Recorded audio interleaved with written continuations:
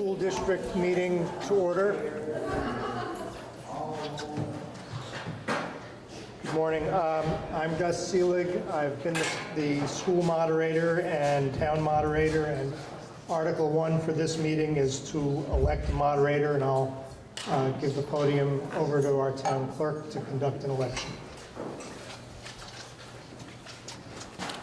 Thank you, and thank you for being here.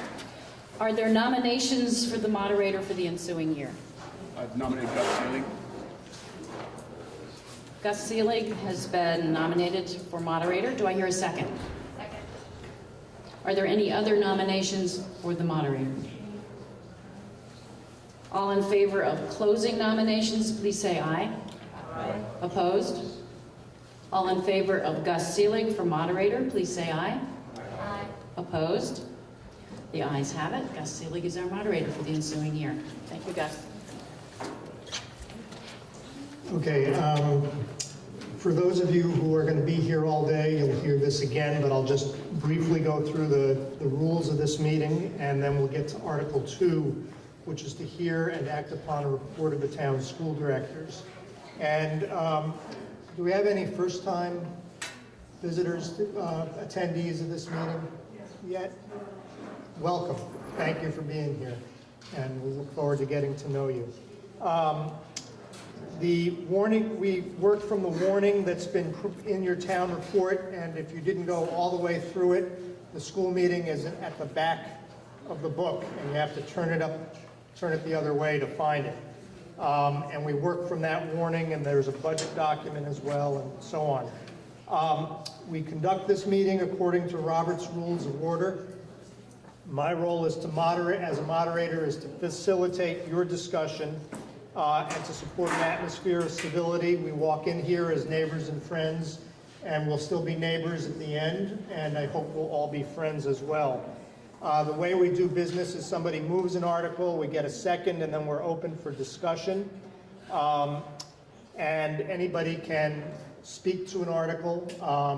If you want to speak to an article twice, you may have to wait a little while in order to be recognized. And we'll have discussion on the article until I either ask, are you ready to proceed on a vote, or somebody moves to end debate. And you do need to be recognized if you want to end debate on an article. And it takes a 2/3 view of the House to end debate. I'm going to ask everybody to introduce themselves when they speak. You may feel like you're well known, but maybe some of us don't remember people as well as we once did, or remember your names. And maybe there's some folks in town, there's at least one, who are new to this meeting. You can amend an article, you can amend an amendment. That's about as far as we can go in the amendment process. And you're here today to act as a legislature for the town, or in this case, for the school district. So these folks who serve as our school board are sitting up front. They're here to be accountable to you. And the first thing we'll do is get reports from them and from your principal. I guess if you're confused about what we're about to do during the day, you can ask for a point of information or a point of order. There are 3 ways to vote. One is by voice, one is by division, and if 7 people request it, we can have a paper ballot. I can make mistakes, and I have made plenty in the years I've been the moderator, and you can overrule the ruling of a moderator, should you choose to. So with that, Article 2 is to hear and act upon the report of the town's school directors. So I'm going to turn it over to our Vice Chair, Katie, to give us a report.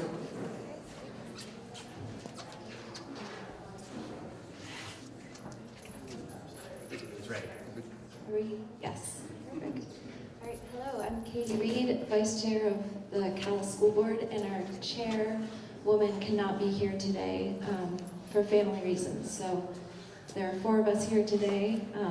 I'd like everyone to introduce themselves so you know all 4 of us. So I'm Katie Reed. I'm Chris Cartwright. Richard Keene. Dorothy Nailwith. And the first thing we're going to do is present the budget to be voted on today, and our budget is voted on by Australian ballot, so this is part of your voting today.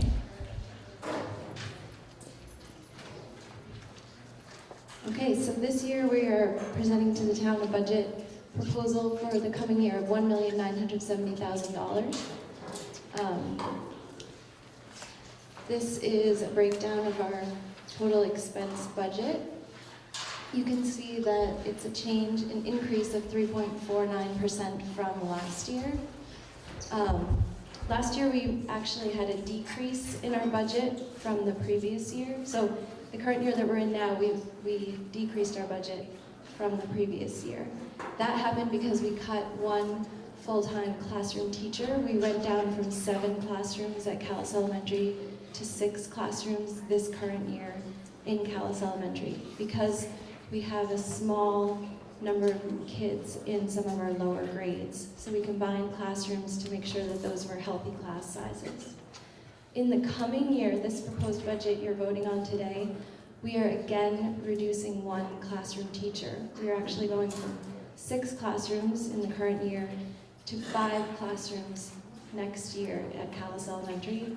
Again, this is because of the small number of students in the lower grades, and our staff and our principal and we agree that for educational reasons it's important to keep our class sizes robust for the children's learning.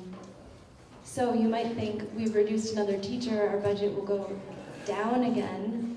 However, our budget is increasing, primarily because our school has, after 3 years of lower numbers of Title I families, we've lost our federal Title I grant money this year, for the coming year. So when we lost that Title I grant money, that funded an entire staff position at our school previously. We now have to fund that staff position from our own budget. So we are cutting 1 teacher, but we also have to fund a position that was previously funded by federal money we no longer receive. Also, we have an increase in our preschool, which is good news. And so we've increased preschool staffing, which also represents an increase. So you can see the net impact on taxes is 1.35%.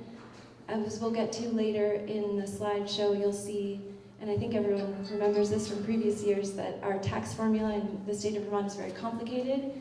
The taxes in Calais do not directly relate to the budget of Calais Elementary School or even the combined budgets of Calais and our portion of U32, but rather the school budgets and the state tax rate and our common level of appraisal in the town of Calais and the property yield. And it's all a complicated formula that determines our taxes. And this is just one piece of it. So you can see at the bottom of the slide that our per pupil spending is increasing. And it is different, I noted here, than, where is that note? Oh.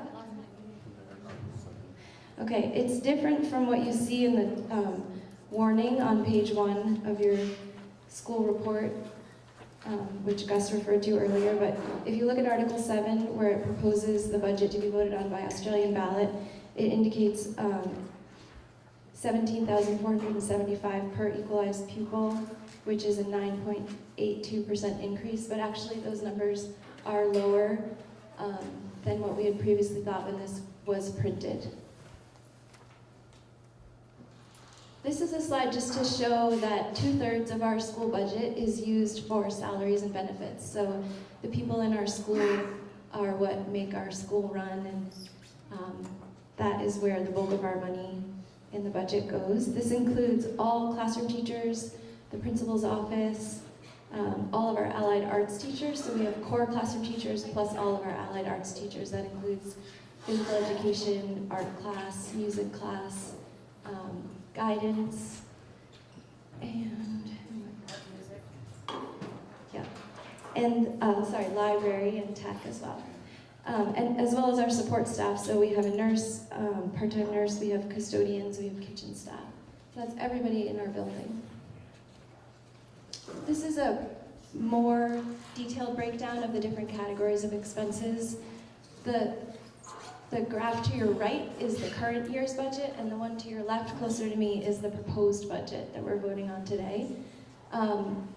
Again, direct instruction is this light blue wedge on the right side of the pie graph. So again, direct instruction is 41% of our budget, the greatest part of our budget.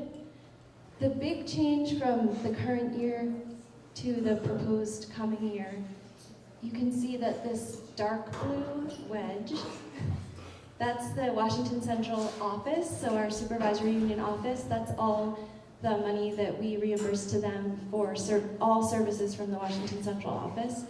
And you can see that the wedge from the current year is shrinking next year.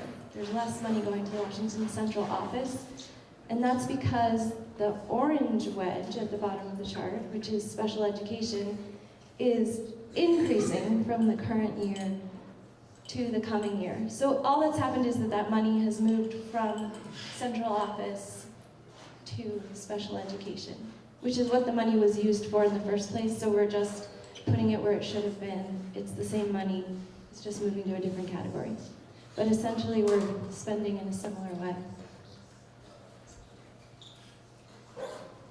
So these are the major changes to our budget, and as I spoke to in the first slide, our total staffing changes are a $64,000 increase from the current year to the coming year. And again, that has to do with covering the Title I money that we lost for a full staff member, increases in preschool, as well as a slight increase in one of our allied art teacher salaries because we hired someone who's more experienced. We also have an increase in revenues in the coming year, which is good news. Our small schools grant, we expected that we might lose the small schools grant with all of the political actions going forward with Act 46, but in fact we have retained our small schools grant and it has grown for next year.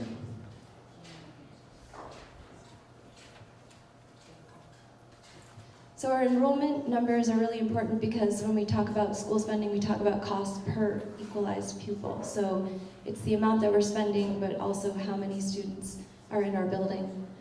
You can see that our enrollment has actually been pretty steady for the past few years. It's been in the 120-something range. We have this, Washington Central has contracted with a group that looks at birth rate and real estate and all kinds of demographic information and projects what our school population will be in the coming years, and they project that our population will continue to decrease in our school. What we have seen on the ground is that we have two very small classes who are currently in kindergarten and first grade. So last year we saw them coming in, and that's where we first cut a classroom. As they're moving through the school, they remain these small classes, but it looks right now like a bubble. So in other words, the kindergarten and first grade are very small groups of just 5 and 6 children in each of those grades. But our upper grades continue to have about 20 children per classroom, and the grades behind the kindergarten and first, the 3-year-olds and 4-year-olds coming in look like fairly healthy groups at the moment. There's a lot more information about this on page 9 of the school report. You can see all the numbers of children in each grade. So the experts say our school population is shrinking, but what we're seeing is that it's fairly steady. This is the comparison of cost per pupil across the 6 schools in our supervisory union, and Calais has the lowest cost per pupil again this year. And then this is comparing the 6 towns, the changes in our budget, so you can see we're all in different places right now, and then the effect it will have on the taxes in each town. So in Calais, the effect of our 3.49% increase is that 4.2 cents on our taxes.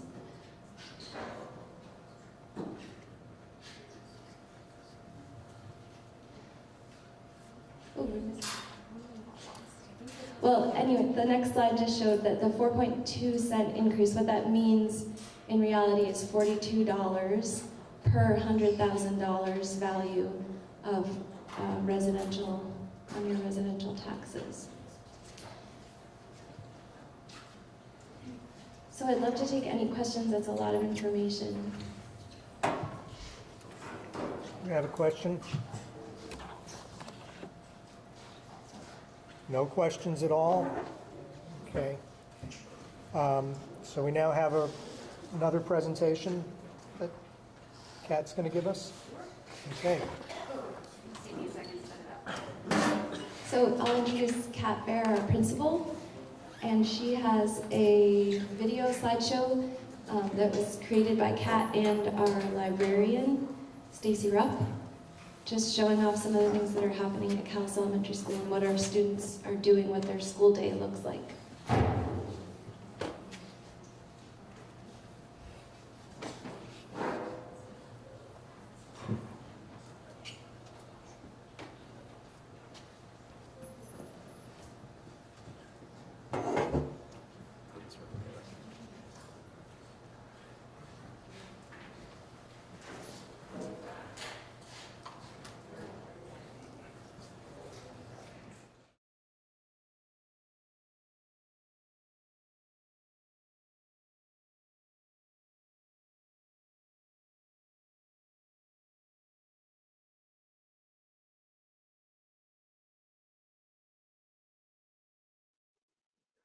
As we come together today with our neighbors to discuss taxes, budgets, and plans, it seems really important to stop and take stock of what is amazing about our little school and speaks to our culture and community.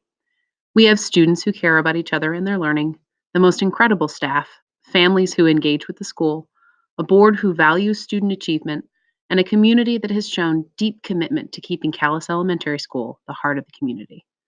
This video will highlight all that is amazing within a year in Calais, from PBIS to the traditions we hold dear. We will close with a Calais version of the song, Country Roads, revised by Calais students and staff.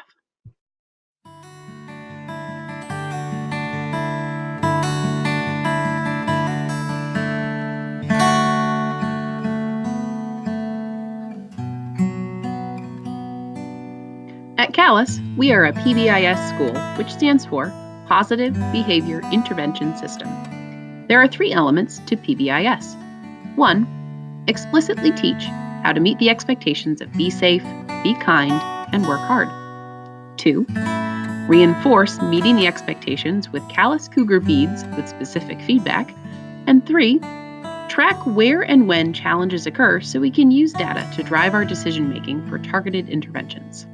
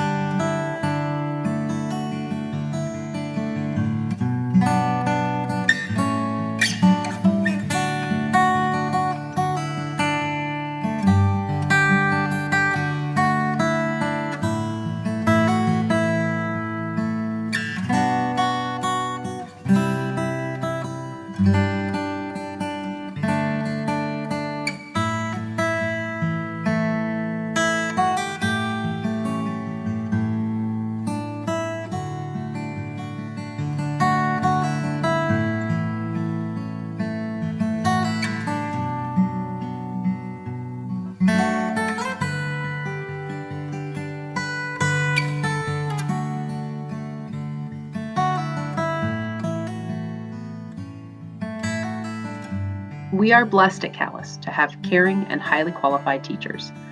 We hold a commitment to allowing teachers to be content specific, which encourages expertise in their content area across several grade levels. In addition to core content areas, we have incredible teachers in our allied arts, library tech, PE health, guidance, music, and art, that support students in all grade levels in artistic expression, health and wellness, technology, and transferable skills.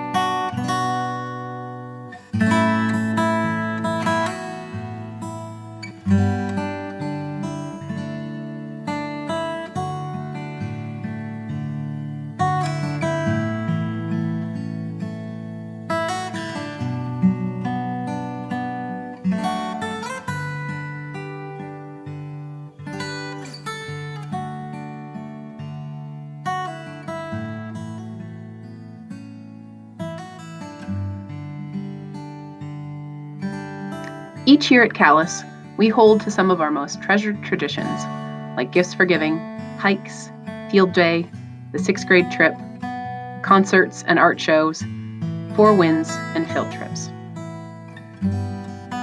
We have also added some new traditions, with Green Up Day in the community and International Cuisine Celebration in 6th grade, none of which would be possible without our volunteers from the community.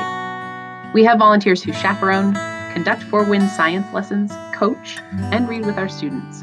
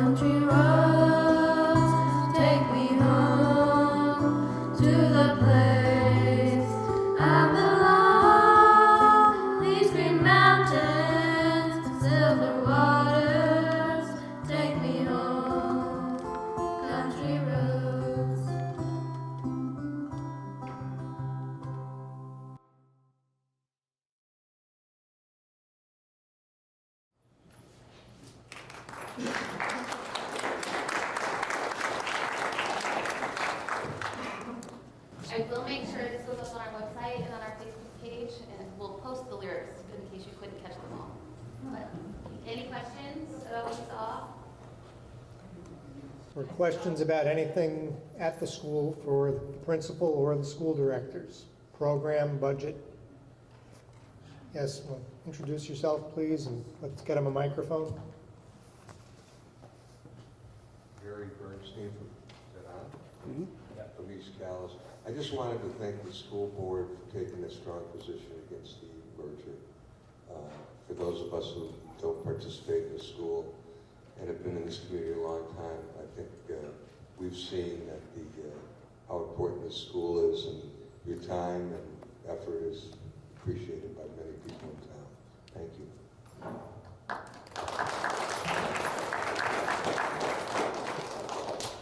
Any other questions or comments?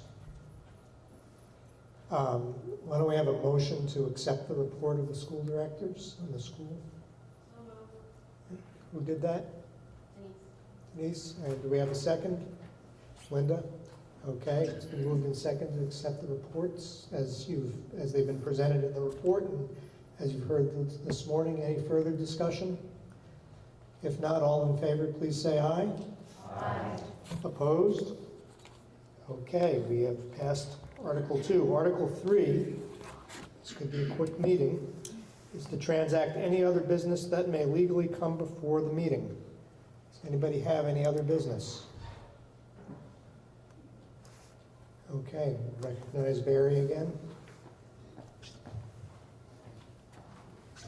Again, I just wanted to make a comment. I made this last night at the educational meeting, but I know that the people feel very strongly on both sides of the issue of consolidation, and I hope we all can just be careful on the language we use, respect that each of us may have different opinions that are strongly held. We live in a really great community, one in which I've been in almost 50 years, and I've learned so much from being here. And when I see some of the terms that have been used, they're out of place, and we need to really be thinking about that. We don't want to emulate what's going on nationally. It's just not necessary. Thanks. Any other business anybody would like to do at this school district meeting?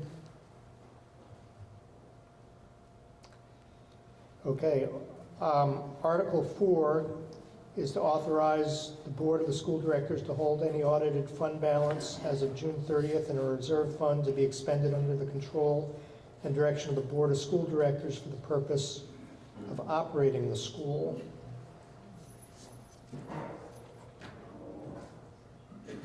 Yes? You want someone to move this? That would be a good idea. So moved. Okay, do we have a second? Linda seconded it. Any discussion? Just have one question.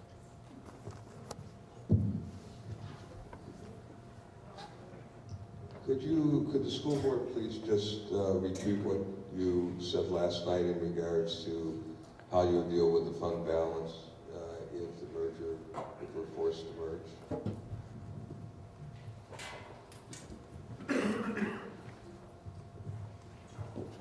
We've had discussions about that, and we will be moving the fund balance into the capital fund or other funds that are expressly required to be used for this building and this school, and therefore, even if we get merged, they stay with the school, and we will have them at our disposal, since it's our money.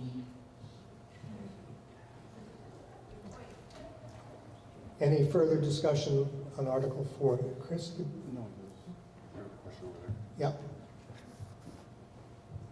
I don't know if this is the right time, but what happened last night with the Act 46 lawsuit? Can anybody explain that to us? Just because it seems like since it just happened, it'd be nice if somebody would explain what's going on. Maybe after. This is a setup.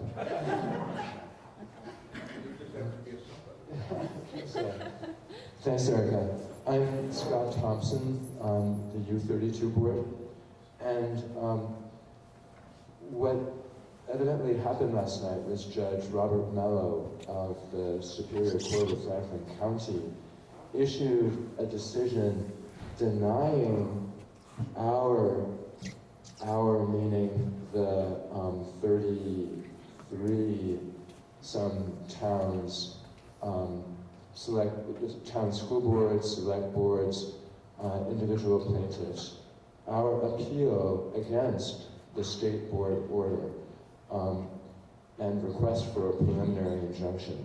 That was a really super long sentence, so let me try that again. So basically, the judge denied our request for a preliminary injunction that would have frozen the process of the forced merger. So you may have heard these reports on the radio or read them on the internet or someplace. I'm inclined not to over-dramatize the significance of this. I'll admit I'm disappointed, but it's not over yet. So I don't know if that answers your question, Erica, or if Dorothy, Rick, Chris, Katie. I just reinforce what Scott said. The appeal is still ongoing. That hasn't been shown, and that gets into a lot more detail and will focus. My understanding from information I just got on the internet from others is that the debt problem will be further looked at by the judge. A lot of the stuff they would look at more closely. My understanding is to get an injunction, there's what they call a very high bar you have to meet in order to stop things. But it doesn't mean that there's anything wrong with the merits of the case, and that we very likely will win out on some things, not all things. It's just court, and it goes on and on until it comes to an end. So it will not end soon. We hope most of it will end well. Yeah, I'll second that. I mean, the onus was on our case to really prove a very clear case where an injunction was necessary. And I think the judge found that there was a balance of issues, which there is. You know, I think this fight isn't over, and it probably won't stop even with the Superior Court. It will go to the Supreme Court if it's denied there. So this fight isn't over. We're in to the, we're going to fight this to the end because we think it's wrong. We don't want this to be our last Calais town meeting, quite frankly, and that would be a huge mistake. That's my personal opinion. I think most of the board would probably agree with that, and the Selectboard. I'm not going to speak for them, but that's generally been what we found through this fight. Yes, and I just got to remind us, we're on Article 4. I think this is an important topic, but Article 4 is about our reserve fund balance. So we're really quite a ways off the article, but I know this probably should have come up under other business or the reports of the school directors, but we have some time, and I think I'm going to allow the discussion to continue. So, Scott, you can. Thank you very much for that, Gus. I guess there is a tangential connection in terms of what the fate of the reserved balance will ultimately be. Yeah, we're just getting out there quite a bit. So. Right, and I would just like to bring it back full circle and connect with something that Barry said a short while ago, and reflect our gratitude to all of you in Calais who came out in such numbers to support us at the meeting 2 Tuesdays ago. That was magnificent and really quite overwhelming. Thank you. Any further discussion on Article 4? Yes, Denise. Wait for the microphone, please. And please introduce yourself. Denise Wheeler. I have a question, but I don't know where it falls. I want to know about the U32 budget vote. Does that fall under other business, or where does that go? It would have, but again, since we have time and we're on school matters, I'm just going to allow it. So go ahead and ask your question. Yes, Scott, can you fill us in on what's going on with that?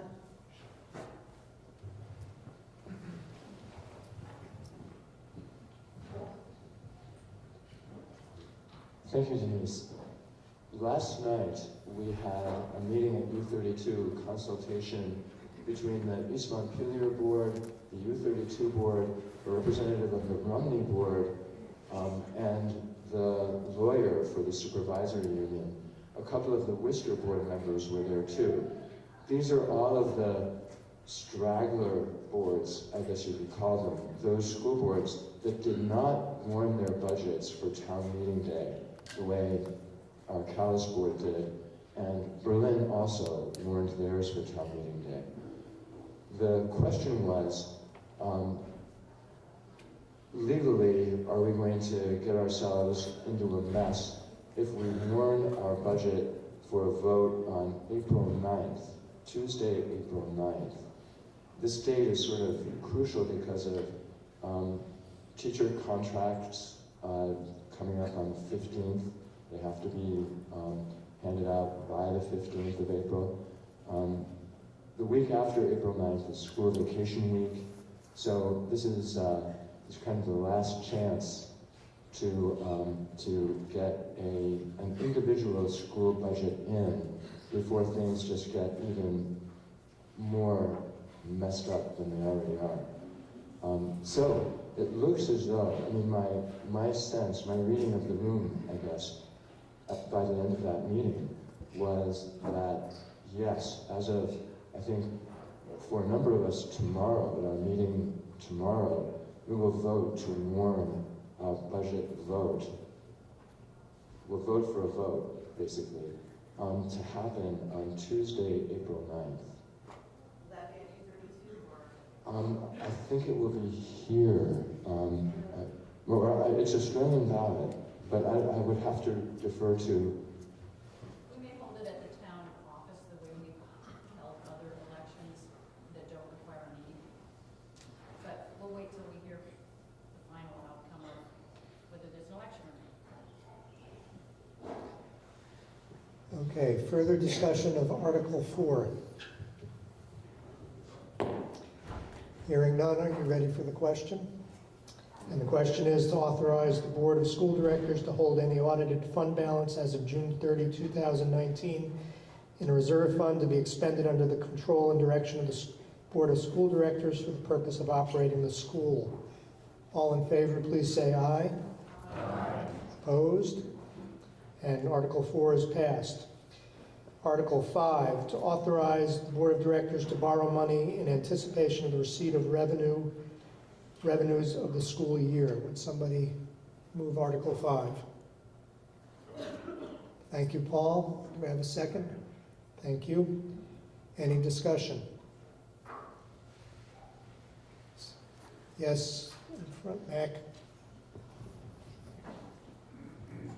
Mac Gardner Morse.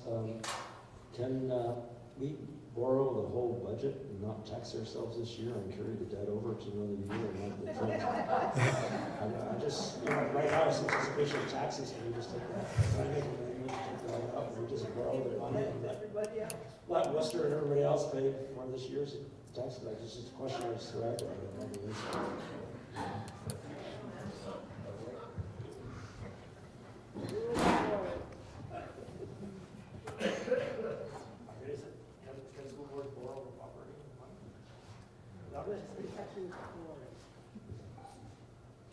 The answer was the board would have to explore it.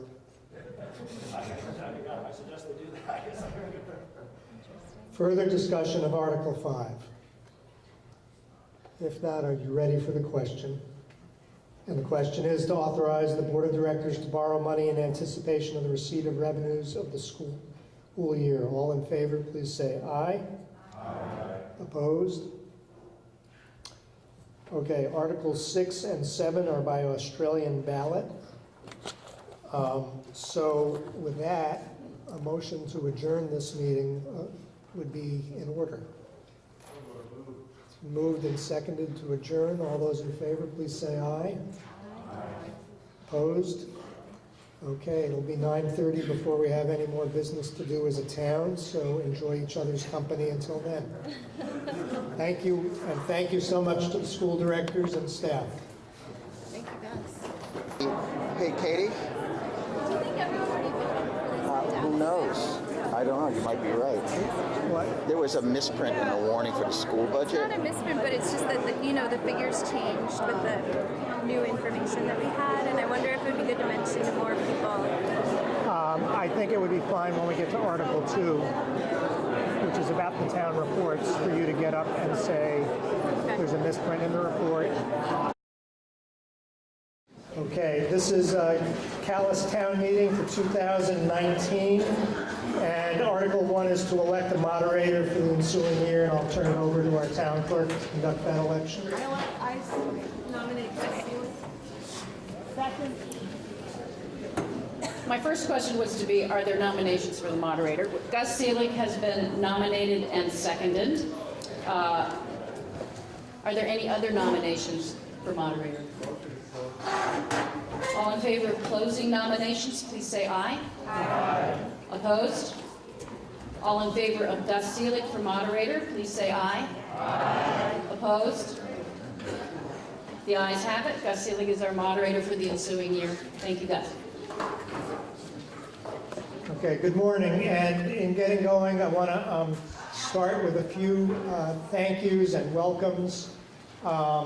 And I want to thank everybody who's responsible for putting the town meeting together, starting with Judy, the JPs, Artie, Katie, the sound system, getting things recorded properly, and the whole crew that's making our lunch.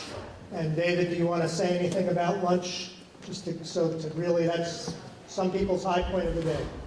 We're very grateful that you all brought it and are willing to buy it back.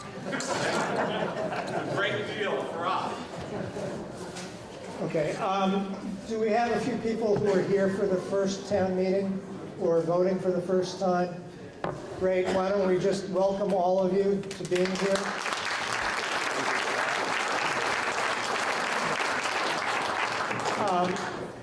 I just want to note there are several cameras in the room, and just as you know, when you write something, you should write it only if you expect it to show up on the front page of the newspaper. You're being recorded today, so what you say may live on forever. So think about what you want to say before you say it. Let me review the rules for town meeting. We work from the warning that came in the town report. In my copy, it starts on page 14. We are going to be discussing later on the budget, which is also in the report, and in some cases, the articles that are warned have reports attached to them, including a report from the road commissioner, reports from the Selectboard and social service agencies, and so on. My role is to facilitate the meeting you want to have, and just to guide it and help people with procedure. It's not to take sides on this issue. We conduct this meeting in accordance with Robert's Rules of Order as best I can interpret them. Robert's is about 700 pages, I'm told. I can promise you I have not read all 700 pages. I do have some abbreviated versions and some cheat sheets about how to interpret them.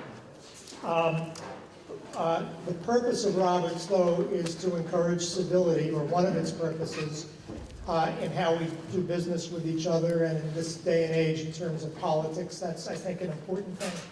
So one of the things that Roberts says is you should address the moderator. So even though somebody may say something that you want to dispute and you feel very passionately about, you don't get into it with them, you get into it with me.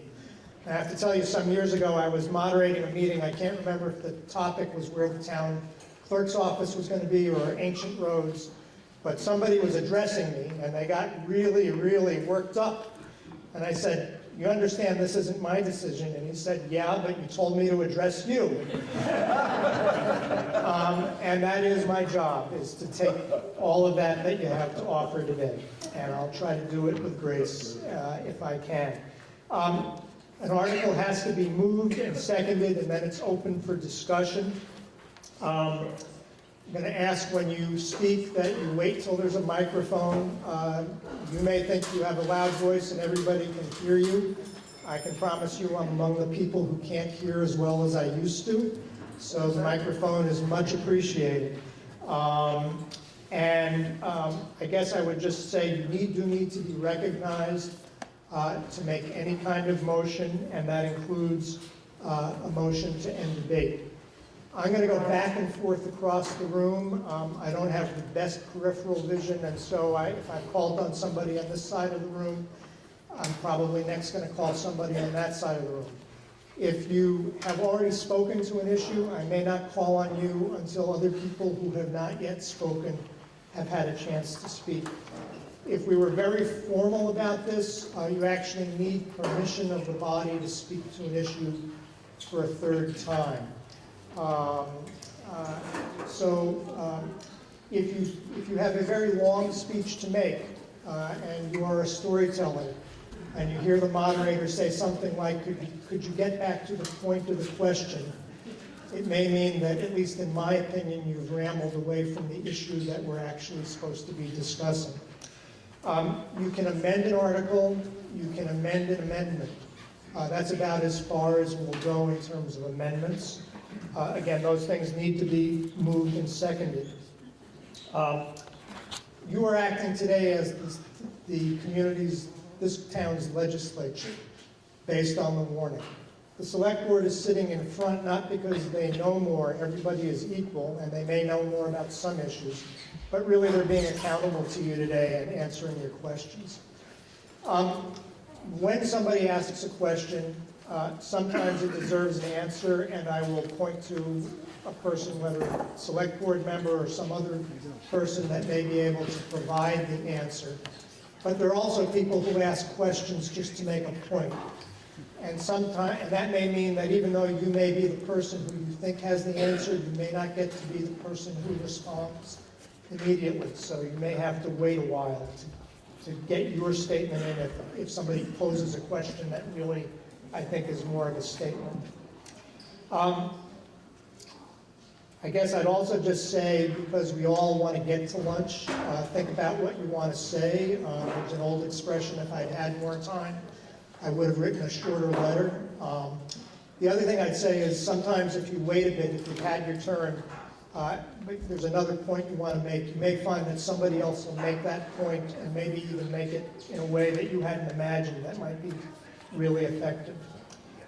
It does take 2/3 of us to end debate on an issue. There are 3 ways to vote. One is by voice. We usually do a lot of business by voice. But sometimes voice can be tricky, and certainly if we want to cut off debate, needing 2/3, doing that by sound is very difficult, and it makes almost no sense to ask a second time, because people just get louder the second time around. So we can have a division of the House, and you'll need one of these yellow cards, so if you haven't voted yet, you can go to that table to get your ballots for those things that are on Australian ballot, and you'll also get a card. And that will be the way that either with a division of the House, or should 7 members request a paper ballot, you'll need this in order to cast your paper ballot on an issue. Moderators can and do make mistakes. I've made my share, and you can overrule the ruling of the moderator.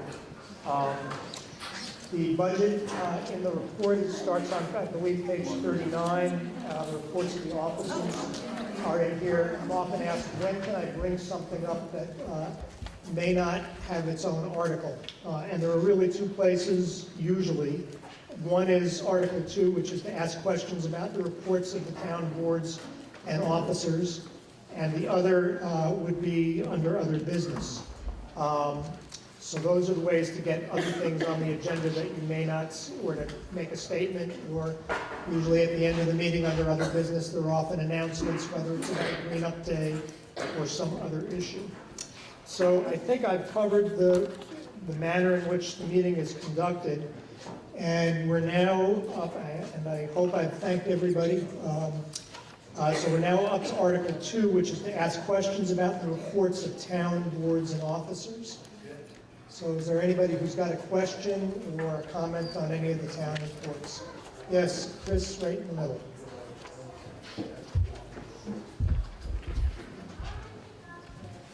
Thank you. I'm Chris Cataract. I'm on the school board as well as the vice president of the Calais PTNO. I'm here today to talk a little bit about the Calais PTNO and hopefully garner some support from the community. The PTNO does a lot of functions in the community to help raise money to support the Calais Elementary School. The N in PTNO stands for neighbors, which is why I thought it was appropriate to address you folks here. We do things like having a bingo night, having a spaghetti dinner, having other events that are listed on the front porch forum that we encourage folks to participate in. It's not just for the school people, school parents, it's for every person. And I highly encourage folks to be involved in that. The second reason why I'm here is a little different. I'm the chair of the Freezing Fund for Families organization, and our organization is designed to help raise money to relieve stress and financial burden for families who have children battling cancer. And so why I bring that up is because our most recent beneficiary was a girl from Berlin who now goes to U32. Her name is Julia Chase. And this past weekend we were able to give the Chase family, as well as another family in Vermont, a check for $10,000 to help relieve that stress and financial burden. We can't do it without community support, and we can't do it without having help. So I guess what I would ask, the question I would ask is for the select board to take into consideration, maybe in years going forward, to maybe allocate some money or resources to help with that mission, because we do help local families, and we do keep everything that we do raised in Vermont. What's the name of it again? So it's Freezing Fund for Families. Our website is www.freezingfundforfamilies.com. We also have a Facebook page. You know you can get on the social services list by showing on the form, right? So I do now. Next year, Yeah. to do that. Great, and I will do that. Thank you. So that's my comment. Okay, are there other questions or comments for Article 2? Donna Fitch. I'd like to thank the cemetery commissioners for going out to bid on the mowing of the cemeteries and saving $21,000.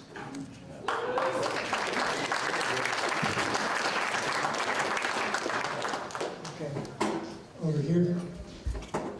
Katie. Hi, I'm Katie Reed, also on the Calais School Board. I just wanted to point out, when you're voting today, many of you may have already voted, but on the ballot, it says that we are asking for a budget next year of $1,970,738, which is correct. It also goes on to say that if approved, this will result in education spending of, and this is what it says on the ballot, $17,475 per equalized pupil, which represents a 9.82% increase. And I just want to say that those numbers are incorrect. So if you haven't voted yet, I hope you will support our Calais budget. But in fact, we did receive information from the state after this had to be printed. We have to have our ballots printed by a certain time. And the state was really late in reporting certain information about education spending this year. So in fact, our cost per pupil is projected to be $16,720, which is a 5.08% increase, so much less than the 9.8 indicated on our ballot. Thank you. Other questions, comments on the town reports? Yes, in the middle.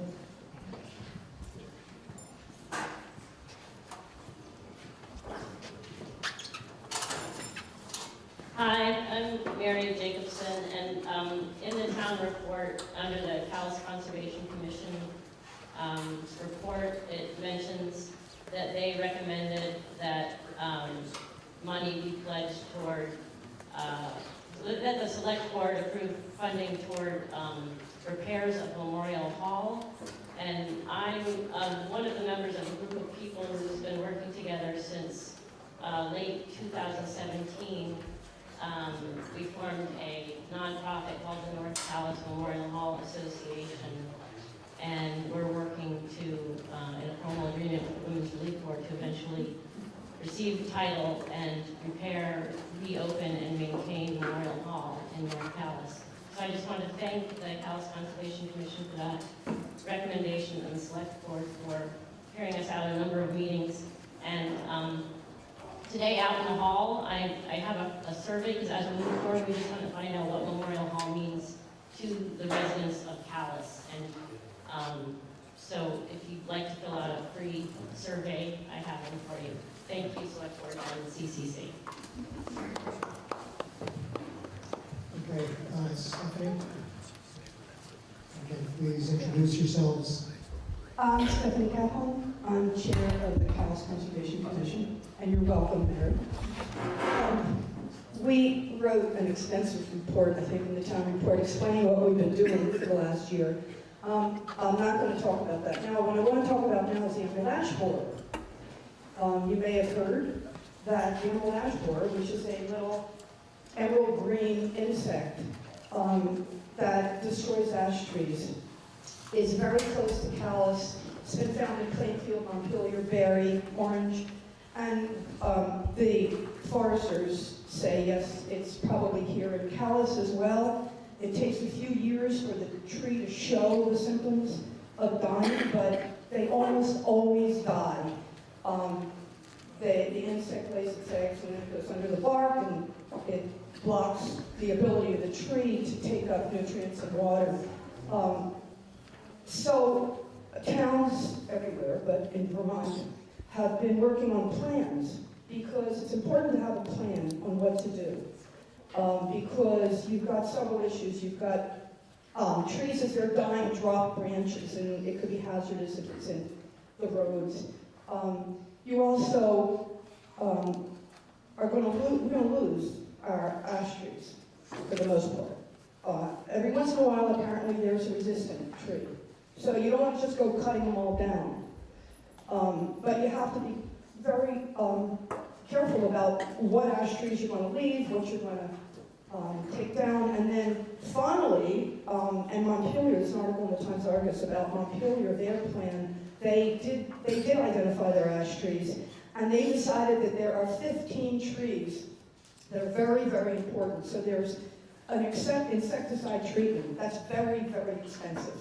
But apparently it's effective. So we also want to know, when the ash trees are gone along, for instance, the public roads, what's it going to look like in that area where you've got a bunch of ash trees? Do you want to replant now other species of trees so that that area won't be bare?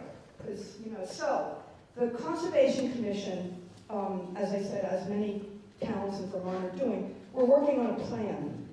And the first thing that we need to do is find the ash trees.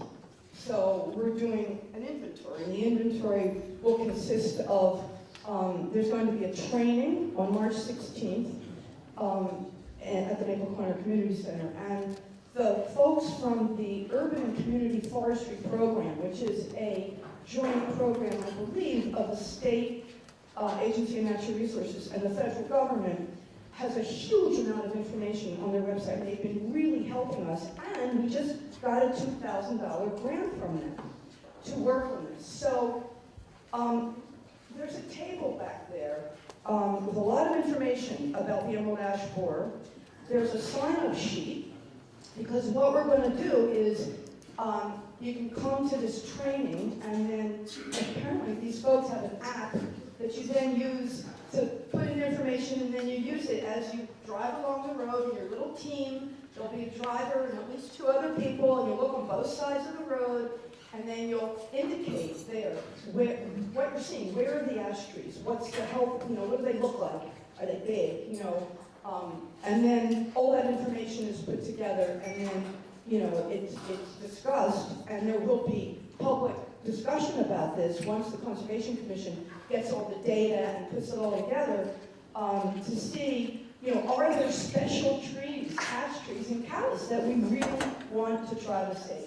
Are there areas of roads? Where are the areas of the roads where we want to try to make sure that we have new trees growing up there? Because it's an important area where like on Jackville Road, where it will be bare when the trees die. And so this inventory is going to be really important because it's the first step in working on the plan. So, as I said, March 16th is training, but if you can't come to the training, you can still show up, given the driving conditions on the next few weekends, to help with driving around. Because as you know, we have a lot of roads, and we would like to cover them. And there's also other public lands, like cemeteries around the town office. So there's other places where we want to make sure that we have identified where the ash trees are, and then we can take it from there. So we really appreciate whatever you can do. Now, there's a mailing coming to everybody's house, we hope by the end of the week, which will have some information, and it will have tell you who to contact if you want to sign up for the inventory. And then, as I said, that table back there has different handout pieces of information about different aspects of the ash borer and what you can do and what to look for, how to identify a tree that's got it. So we hope that you'll go back there and look at it, take some of the information, and come out and help us. And as I said, once we have the inventory done and we have the data that we need, then we'll be holding public meetings so everybody can have input on what you want to do. Stephanie, tell everybody what time this training's at. The time for the training? On the 16th, March 16th, it will be 1 o'clock at the Maple Corner Community Center. And somebody from this program, the forestry program, will be there to do ash identification training and how to use the app. And it'll be, and then there's a whole other issue about what do you do about ash trees on your private property. And some of that literature and the piece that we're mailing to you all will have some more information about what to do about the ashes on your own properties. Okay? Thank you. We have a hand up over on the other side. Thank you. I'm Craig Line. I live over on Old West Church Road. I had a couple questions about part of the Selectboard report, specifically the town hall restoration. I had just a couple questions about that.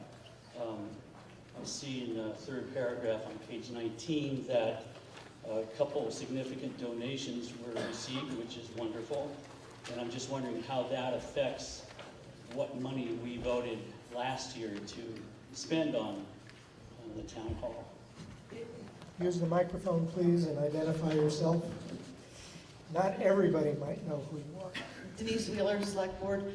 We took out a loan for the $200,000, plus we got the donations. So it is all being put to very good use in renovating the town hall. I'm not sure what your question. Well, my question is, I don't remember all the numbers from last year. I don't remember, was 200,000 half of what we need? What's the total, and how do the donations fit into the bigger picture? Don, you want to answer? Don has been keeping track of all the money. So, where's Chris? Oh, there you are. I'm only this tall. So we've received $204,815 in donations. And some of that's anonymous, but the donor will be announced when we have an open house at the town hall. And we have the $200,000 loan that the voters approved.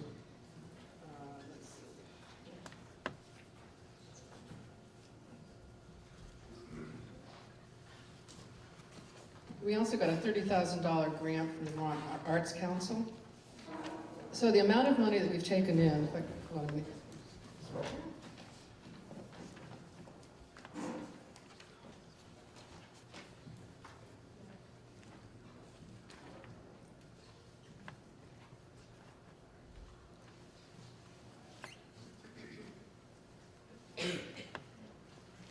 so the total funds that we have, which includes our donations and the loan and past reserve funds, is $473,763.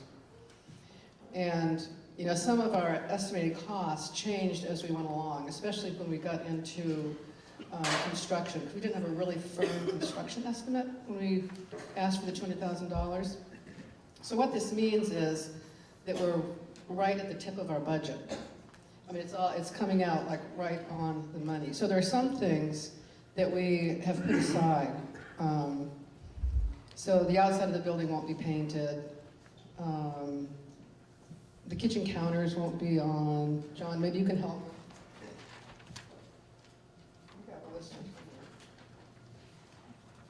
So there's some things that we've taken out of the budget that we will have to fundraise for after. Do you have any specific questions? No, I just wondered in a general sense. So we've got almost 500,000. How much did you all or we think it was going to cost? Where are we in terms of? So you've answered that. Yeah, I mean, if anybody wants to meet with me, I have a list of all the expenses in different categories, like what the foundation cost. It looks like John McCullough, the architect, wants to say something.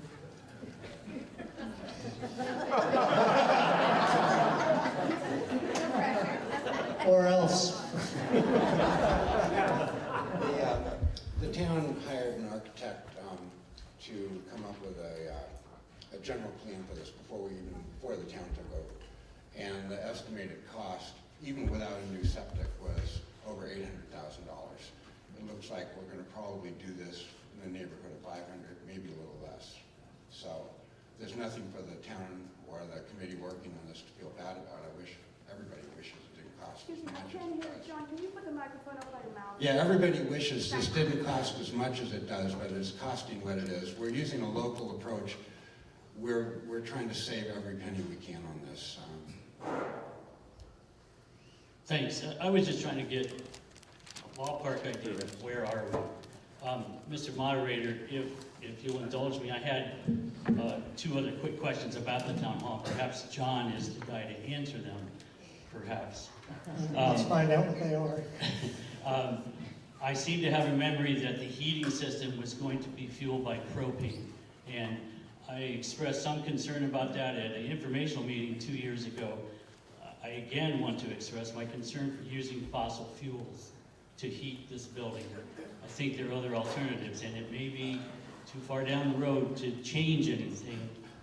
If not, then I would lobby to have the heating system fuel reconsidered. And also, I haven't heard for a couple years if there is in fact an intent to return town meeting to the town hall at some point. I guess I can speak to Denise Wheeler. To the question about returning town meeting, I don't think we've crossed that bridge yet. It's been mentioned. We haven't made any plans. Don't know what people are going to think when it's done. So I don't think we're there yet to make that decision, but we'll keep that in mind. Yeah, and we also want to make sure that we're still using the school for very obvious reasons. But maybe John can answer, or Donna with the other question. Just going back, I found my notes. So in moving things around based on what things are costing, here are a couple of things that we removed from the budget, and that is the non-wood flooring that's in the kitchen, bathrooms, and new entry. We had a display case in the original plans. We've taken that out. But things we've added in are expanding and improving the parking, restoration of the lower windows, which we had the upstairs windows restored. We were going to wait and do the lower windows with a grant, but we decided we should do it now. And then the interior will be painted. That wasn't in our original budget.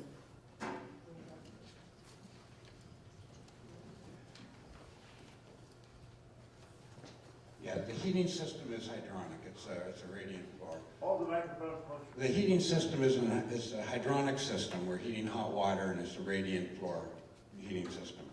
There's no reason that we couldn't put in a heat pump, an air-to-air heat pump to supplement that. But the building is big, it's old, there's only a certain level of efficiency that we can expect to squeeze out of it. There's no way that we're going to do heat pumps. So we're looking at,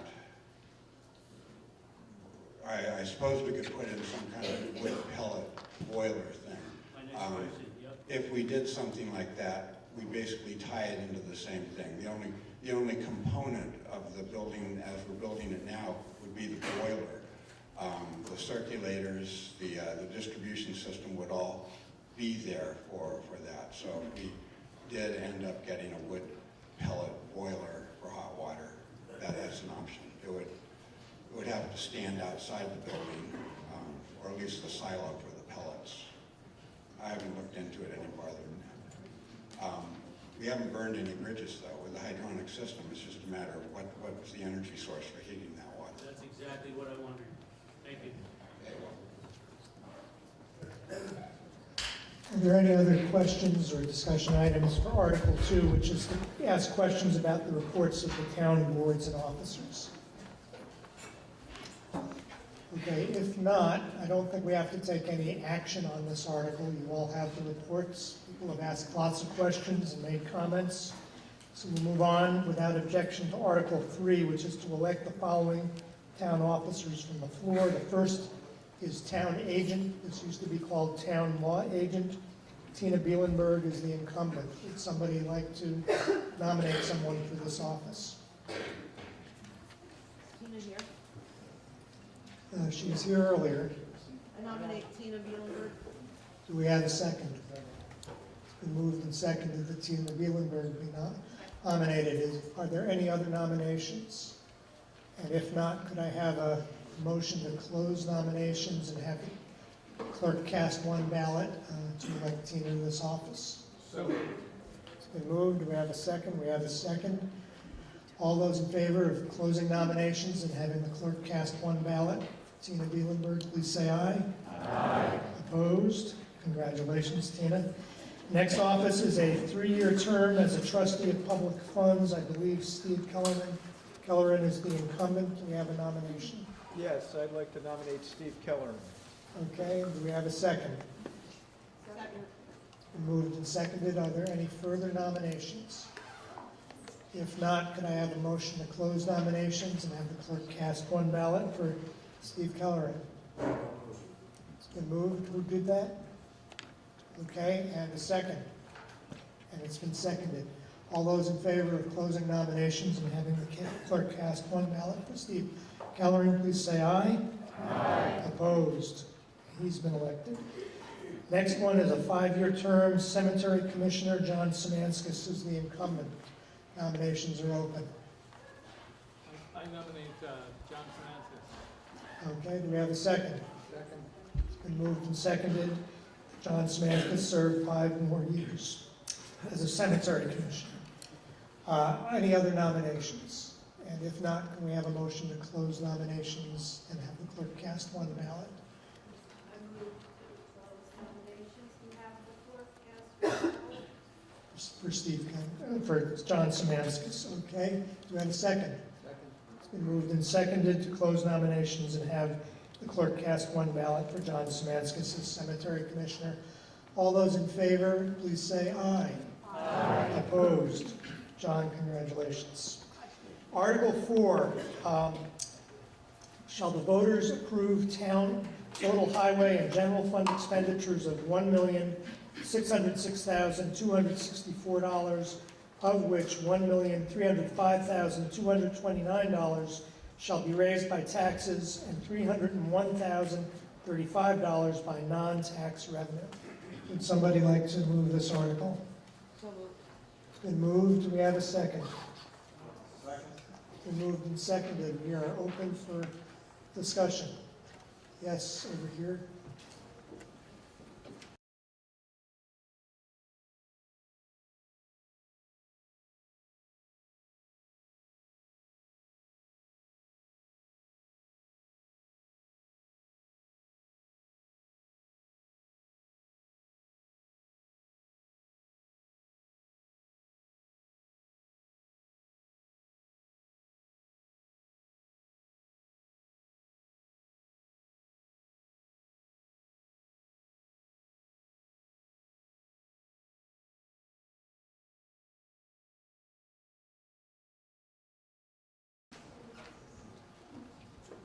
Carolyn Morton. You'll forgive me, I'm going to read from something I prepared just for clarity's sake. Over the last year or so, the issue of winter road maintenance and safety in Calais has been getting a lot of attention. With the increase in the frequency of messy, wintry mixed storms and the wild temperature fluctuations, we are all facing what looks like the new normal. More challenging and icier conditions than we have historically had to deal with. The road commissioner and the select board have been hearing about our concerns through telephone calls, emails, front porch forum posts, and discussion at meetings. Neighbors have been talking to each other. The select board has indicated a commitment to convening civil community discourse by way of several meetings dedicated solely to the topic, to begin to identify what exactly the challenges are and how best to address each one. I hope many people will become actively engaged in these community discussions. We can do more than rant. We can work together. The first meeting is Monday, March 18th, 7 p.m. at the Calais Town Office. There will be several others whose dates will be announced soon. Al, Toby, and the road crew work incredibly hard to keep our roads in the best possible condition they can within the framework of the current winter road policy and with the resources available to them. I believe they have tremendous support in this community and our heartfelt appreciation for the difficult and dangerous work they do every day. However, this winter has obviously raised a lot of concerns about our roads policy and the system the town has long used to keep our roads safe. It is not my intention to use our time here today to delve into this complicated issue. The subject is too big and demands a different forum. I would like to encourage the town to form a committee comprised of a couple of select board members and motivated citizens to do a comprehensive study and reevaluation of our current policies. We need research, brainstorming, and constructive planning. This will take time, patience, creativity, and undoubtedly money. Meanwhile, I propose an increase in the road maintenance budget as a first step. I would like to put forth a motion to increase the total highway and general funds expenditures of $1,606,264 as warned in Article 4 by $49,280. This figure represents a 20% increase of the fiscal year 2020 total road maintenance budget of $246,400 as found on page 39 of the town report. With the stated purpose of this increase to be used by the select board as it sees fit to improve winter road safety. This would raise the figure in Article 4 to $1,655,544. This translates to adding approximately 2.5 cents to the tax rate, or $24.50 per 100,000 of assessed property value. These are the figures, the best figures that I could get from the select board. Though the ultimate responsibility of deciding how best to spend this increase rests with our elected officials, I believe community input is critical to coming up with the best plan to maximize our tax dollars while increasing the safety of our roads. Thank you. Okay, it's been moved and seconded to amend the amount you see in Article 4, and that was by 49,000, how much? Oh, I'm sorry, we need a second. Do we have a second? Yes, we've got several seconds. By 49,000, how much did you say, Carolyn? Yeah, 49,280. and open for discussion on the amendment. Yes, in front, back. Matt Gardner Morse. I know when I'm out shoveling and the roads, there's snow on the roads and cars are blowing by me doing 50 or 60 miles an hour. The problem is not the roads or the road commissioner. It's just the way people drive. And, I'd much rather see people, not have their taxes go up and use their tax money to buy winter snow tires. This is Vermont. I mean, I've seen the town budget go from 1/10 of the school budget to almost being the same as the school budget.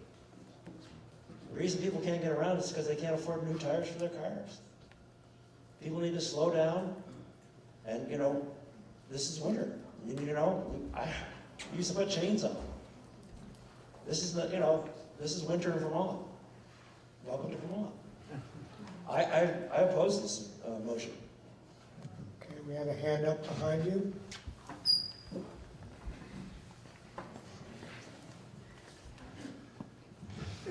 Art Edelstein. I didn't catch your whole name. I thought what you had to say was really good. The question, however, seems to me to be that you've put the cart before the horse a little bit. What we're dealing with is not just a Calais issue. It's not just a Vermont issue. It's global. And the problem is, as I see it, a real big plan needs to be in place. Well, we can deal with the state at least, to look into what is the new paradigm in the Northeast. What do the climate scientists say about this? And what really is the appropriate approach? Is it buying more sand, which we seem to have needed this year? It's hard to tell. And so until we actually have some sense of what globally we do, it seems to me just throwing money at a situation that we don't know what really we need the money for. I mean, one of the issues that I'm seeing across all the roads, and I'm sure you all have seen, is the fact that the asphalt is, Jack is shaking his head, the asphalt is deteriorating to the point where one of two things is going to happen. Either most of the cars in this state are going to be in need of lots of front-end repair. I would say, by the way, if you wanted to get into a business, front-end alignment and tires are the way to go. But you can see, I mean, this is a major issue, is how the roads are just generally deteriorating. So, not to get too far off and take too much time. Again, what I would like to see is a plan of action before we allocate money on something. Thank you. Further discussion? There's a hand up here in the bleacher.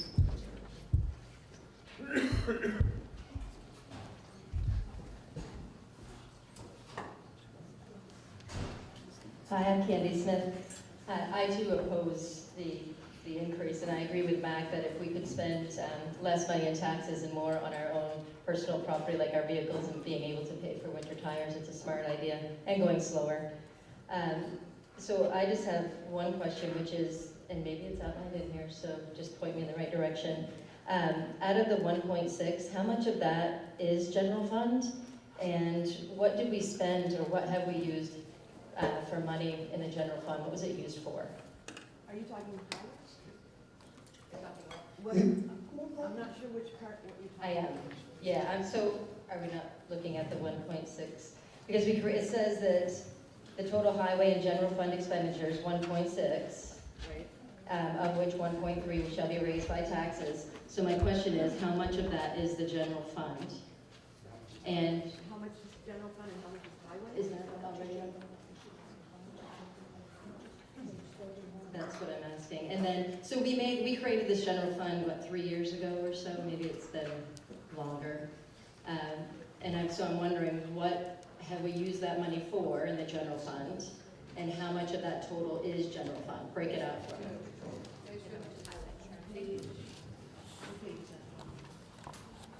Look at page 43. There are expenses, I'm still not sure I'm clear on your question, Candy, but. Maybe somebody can rephrase it. Donna? I think if you look on page 52, where it breaks out the highway expenses from the select board expenses, but I think that's what you're getting at. Is that what she's, okay, that's what you're talking about. I wasn't sure.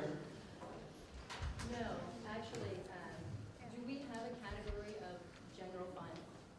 We have, We created a general fund about 3 years ago, and we were supposed to use it. are you talking about reserve fund? No, I'm not talking about reserve. The highway equipment fund?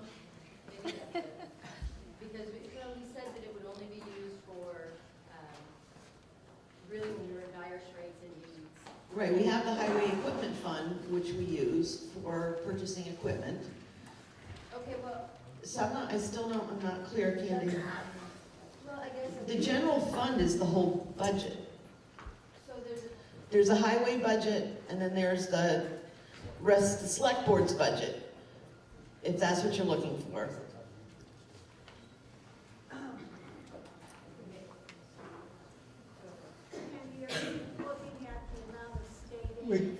Would you wait till you have a microphone? I can hardly hear you.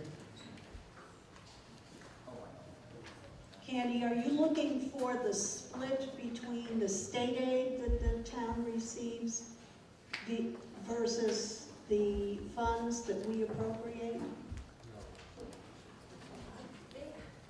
I should have done a little research. Do you want to- I was looking at, I was thinking about. Candy, do you want to think about your question and get back to me, and we can sit down and talk about it, so you know what you want to ask, so we can answer it? Okay, we are, just to be clear, we are on an amendment to increase the highway budget right now. Right, and so that's what I was trying to just make clear in my mind, and I apologize for the confusion. I was looking at a few years ago when we made a decision to, maybe it was a reserve fund or some type of fund where if there was certain things that happened in the town for the highway, we could access those dollars and use them. And there was a lot of discussion about it. We passed it. There was supposed to be no formal, what is it, not formal. There wasn't supposed to be anything we were going to be purchasing later, but then we did. So it was that, and I don't remember what we called it. So I'm just trying to help clarify, is the point of your question, does the town have a reserve fund that it could draw upon if we needed more sand or something else for the highways after we have all these community meetings that the select board plans? That's a good point, yes, thank you. Okay, the answer- Disregard my first one, I'll think it through, and then if I have time to ask it again or sit down with somebody. I Yeah, will. the fund that we created was a highway equipment fund. Okay, so you were right, thank you. So my other piece of this, which that first one didn't need to go that long, so I apologize. So I sat at some select board meetings, and we had people come in to discuss the roads. It was a time where we were doing the ditching, and we had people from VLCT come in, we had people from the state come in to say this is best practice. And when they presented, they talked about the ditches and the depth and the width and all those things, and we did exactly opposite of what we did, opposite of what they had said. I sat in on the meetings. And as far as the roads themselves, I do see that we've made a lot of changes. Mounding has gotten so bad, particularly even in front of our own house. We come around our corner and we just slide into our driveway now. So all the planning that we do, I think there's been a lot of discussion on it. I think it needs to continue, but I think we also need to look at best practice and pay attention to what the results are and pay attention to what everybody in the town is saying. I think that more people need to be involved, and that will go a long ways. Thank you. There's a fellow with his hand up right in the middle. Hi, Larry Bush, and I apologize if what I'm about to ask has already been explained and I missed it somehow. My memory of some of the discussion, really important discussion that's gone on earlier this season about the roads, was, as I understood it, that we didn't have enough sand, that we for whatever reason, that sand, absence of the adequate amount of sand was a portion of the concerns that the community was facing. And I was just curious, if that's so, why aren't we asking for more money for sand than we've asked for in this budget? Denise, you want to take that? So we budgeted based on our previous experience with sand, and I think in checking with Vermont Local Roads, most towns in Vermont are experiencing the same issue with the sand pile going down more quickly this year than anticipated because of all of the weather changes. We have already spent beyond our budgeted amount for FY19 and 20. Well, FY19, we've spent $62,145 on sand, and we had budgeted $55. So we did buy more sand, but it appears that we need to buy even more. The question is, do we have a place to keep it? The sand pile in my mind is like huge when you see it when the guys first put it up. So I don't know if there's room enough at the town garage to even store more sand. One of the suggestions that was made, and we're going to check it out, is whether or not we can put a stockpile of sand on the other side of town. We would have to find a place to do that. Alfred's was going to check with Worcester to see if they would allow us to store some sand on that side of town, because what happens is the guys have to drive back, and if you're over in Maple Corner and you're out of sand, you have to drive all the way back to the garage on 14 to fill back up. So that's part of the issue as well. So if we had a place to store more sand and the budget was increased as suggested, we could. Does that answer your question, Larry? Yes, part of the answer is the specified amount programmed into the budget is not a cap or a limit on what we actually can spend for sand. Right. We can go over the budgeted amount. Right, I mean, we've gone over the budgeted amount. So we try to stick to the budget, and the budget is our best guess. Okay, we have a hand up in the front here. Oh, okay. All right. Katie Reed, I just wanted to go back to Mac's original comment he made. I don't disagree with anything he said. I think we do need to drive more slowly, be cautious on our winter roads. I also think we need to keep in mind, though, that we've had one storm where 3 school buses went off the road. We had kids waiting in a bus for about an hour for another bus to come and get them. We had a school bus run into a logging truck.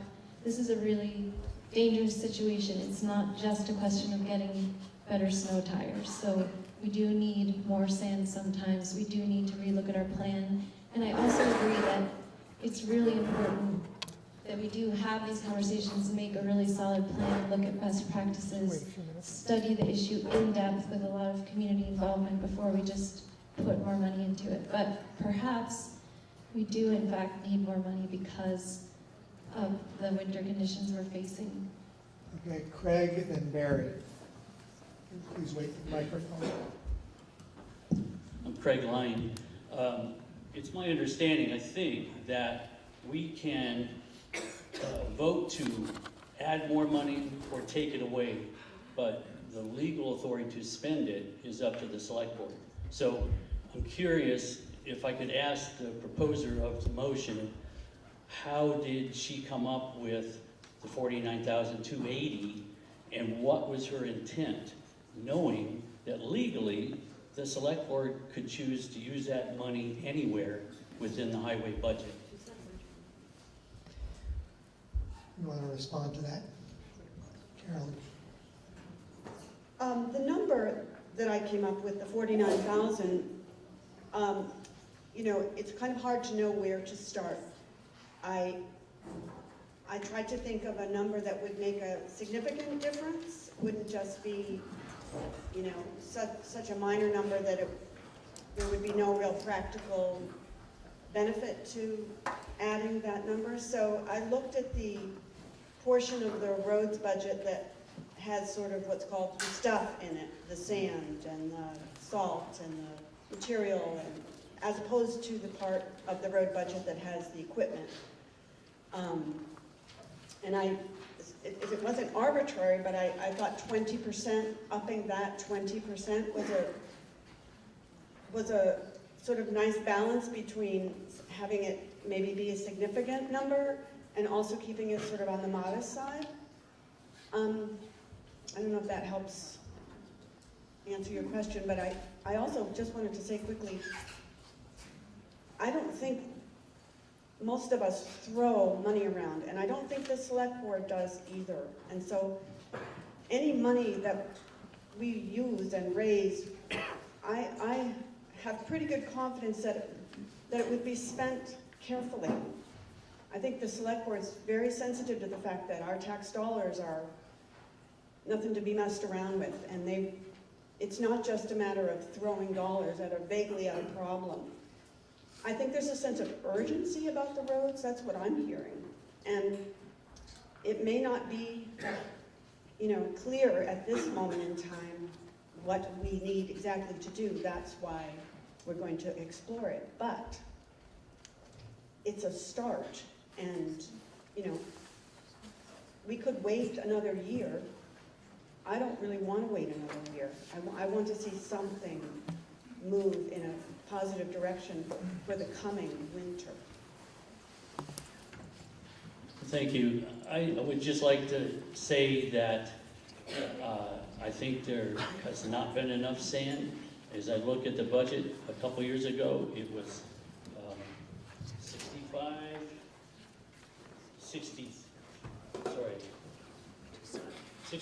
65,000. It went down to 55,000. This is not the first winter that we've experienced storms like this. They've been worse this year. There have been more of them. But I would hope that the select board and the road commissioner could look into their crystal ball and say, there's more of this coming.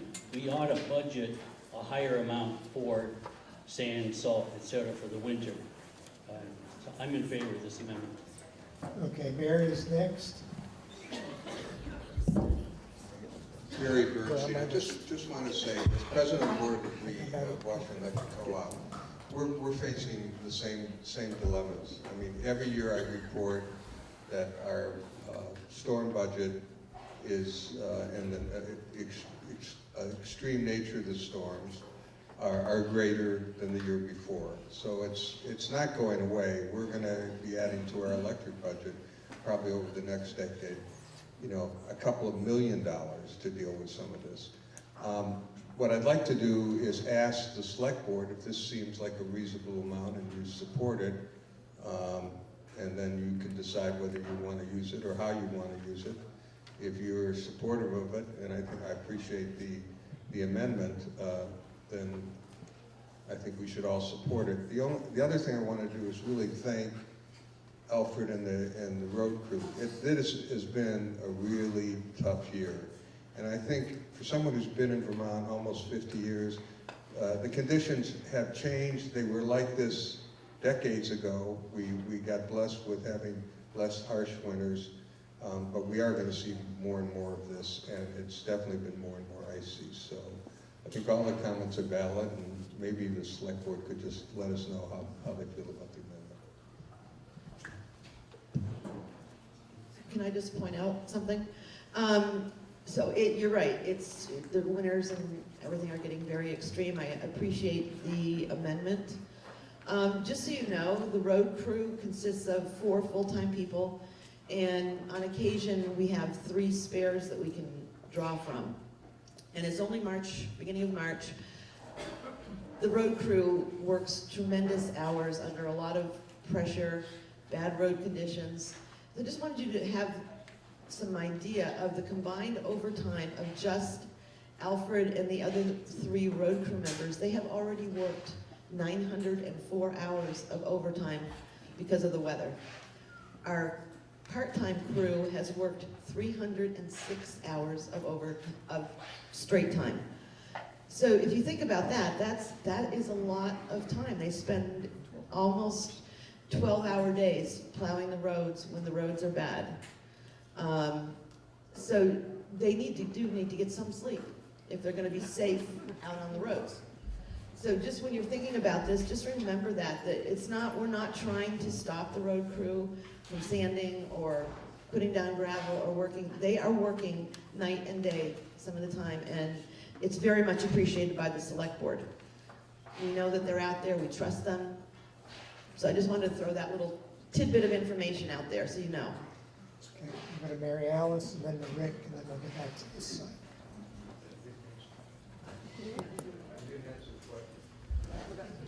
Mary Alice Prophet. I live on Jack Hill Road.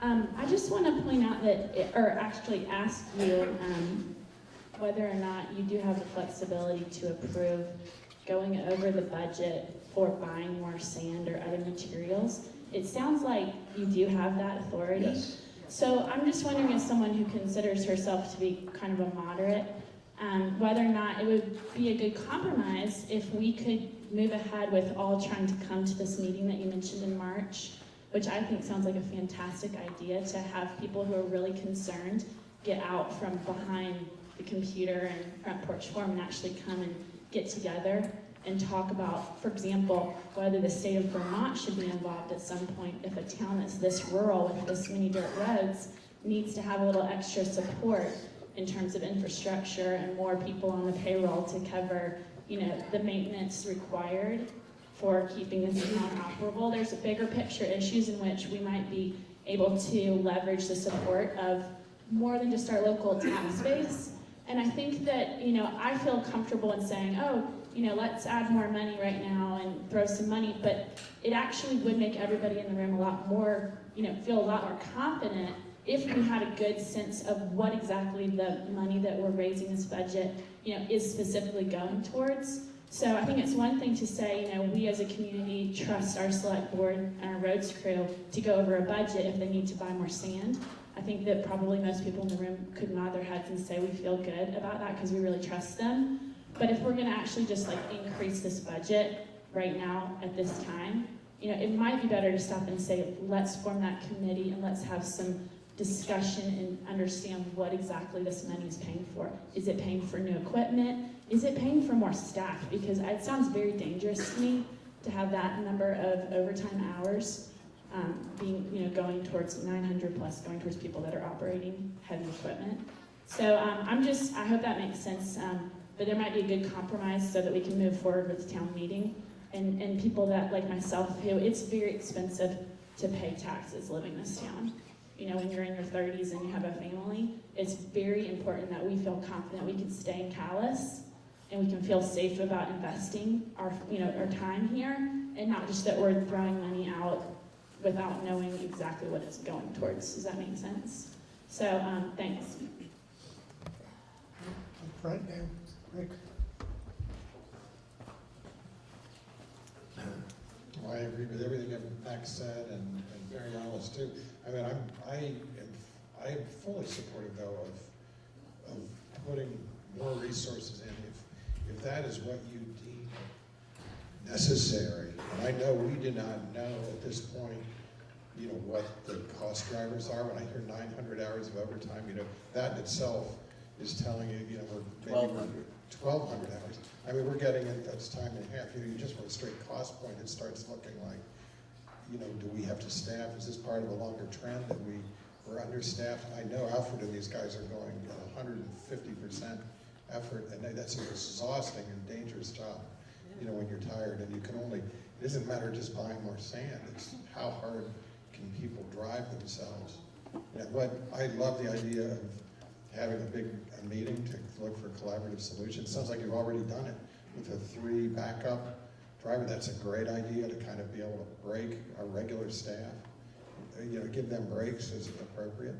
I mean, my question to you is, could you use this in a stopgap? Would this money be of help now? If it is, I would support it.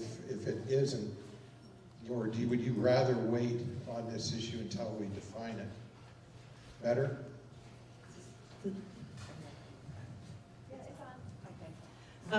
As I understand the spirit of the amendment, it is to recognize that we are, as a select board, convening a series of conversations around town to hear from people, hear ideas, and do that step back that we've heard both at Select Board and offline that folks are asking us to do.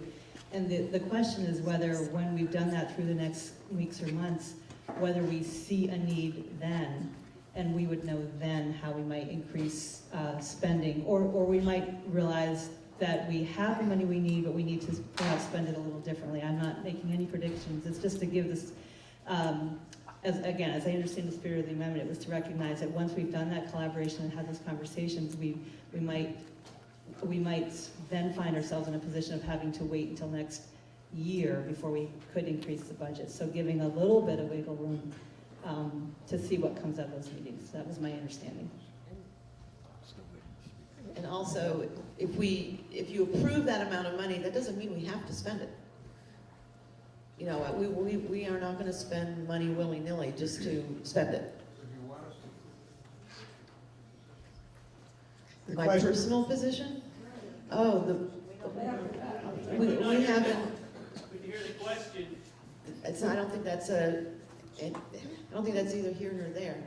The question was, what does the select board want? Do we want the increase? It's not for us to decide, it's for you folks to decide. Would it be helpful to have that in reserve, not reserve, but I think Carolyn's motion was for winter maintenance, which might mean staffing, might mean more sand, might mean more gravel, that kind of thing. That's my understanding, Carolyn, is that correct? So if we had that in our back pocket and we needed to use it, great, but if we don't, we're still going to be looking at ways to have these meetings, get public input, find out what we can do. I have been in contact with Stu Johnson at Vermont Local Roads, and I'm going to try to get him to come to some of these meetings. I don't know his availability, to get the state's perspective so they can hear us. Like I said, we're not the only town in the state that's facing these problems. Okay, John, then there's a hand in the middle, and there's some hands over here. There's a lot of people want to speak. We'll get to everybody. John Braban, Select Board. So I know we've all endured a rough winter, but it seems that a triggering event, or one of the triggering events this winter, has been this school bus incident that involved a school bus and a log truck. I think everyone needs to know what happened. I actually was there just after the accident occurred, and it was a very slow motion, like 5 miles an hour or less collision. It happened on Lightning Ridge Road, on a bend, on a curve, on a hill, and I was wondering what happened as well. And so the first thing I did was look, and I saw the road had just been plowed and had just been sanded, but the snow was coming down pretty good, and there was already a little bit of snow on top of the sand. I took my boot. This is important. It's been really icy. And I took my boot, I kicked off that dusting of snow, got down to that sand layer, and I tried to grind that sand into the ice. That sand was like I was walking on BBs. It would not bite into that ice. So there was really, I don't know what we could have done in that case. We have very unique circumstances. We have 10 below, and then 45 in rain, going back to 8 above, to, and we've had this cycling. I then interviewed the school bus driver and asked him what happened. He came around the bend. He was in the middle of the road, and yes, there's a heavy crown there, Candy, in that location. And so he stayed in the middle of the road because of the crown, I assume. And when he came around the bend, he saw the log truck approaching. Coming from downhill upward, he had no problem climbing that hill, and I'll get to that. The school bus driver said without applying his brakes, he could not steer. There was no traction whatsoever. I then looked at his tires. He had the kind of tires you would find on a tractor trailer that's going coast to coast. Those flat profile, 80,000 mile type tires, the kind that don't wear out. They're very hard. They're the worst kind of tire to have in the winter. 80% of your braking is your front wheels. The rear tires on the school bus were summer tires. There were no snows on that bus. There were no studded snows on that bus. That's a contract that we have. We do not own those buses. The schools contracted to private companies. I would dare say that they don't have a specification requiring the buses to be equipped with anything special. And so maybe that's something we also need to look into.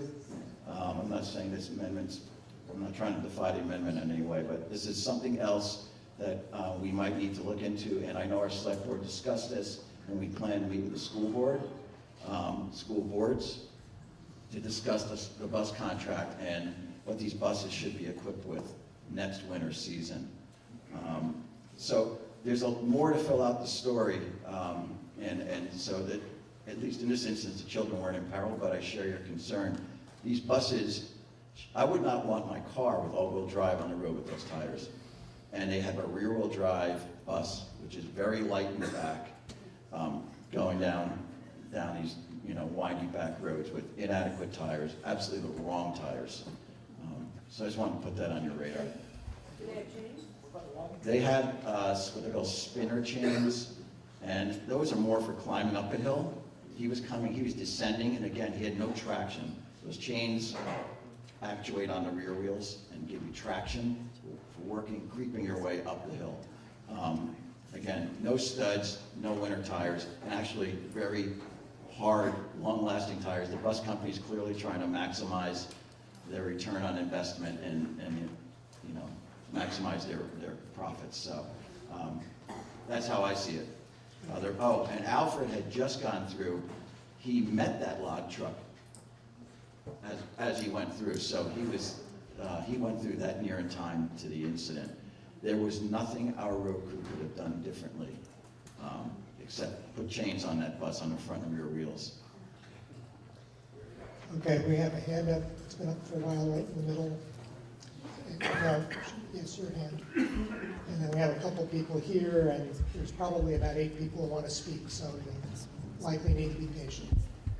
Good morning, Tina Golan from West Calais, and I just want to mention the same kind of issues. It seems sometimes that I know Alfred does a really good job, but it seems since Eddie Rowell retired that I don't get as much service past Curtis Pond in Collar Hill where I live. It's really, really steep, so I had the same situation this winter, that icy storm. Nobody came through, and a neighbor almost went into my pond and ended up in a log pile, crashing a Toyota truck. Worcester did come through, and Calais came through around 10:30 a.m. or something, 11.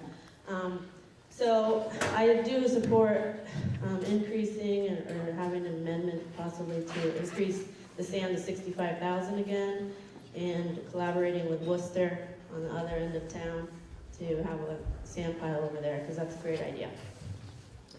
Okay, there's a hand up in front here.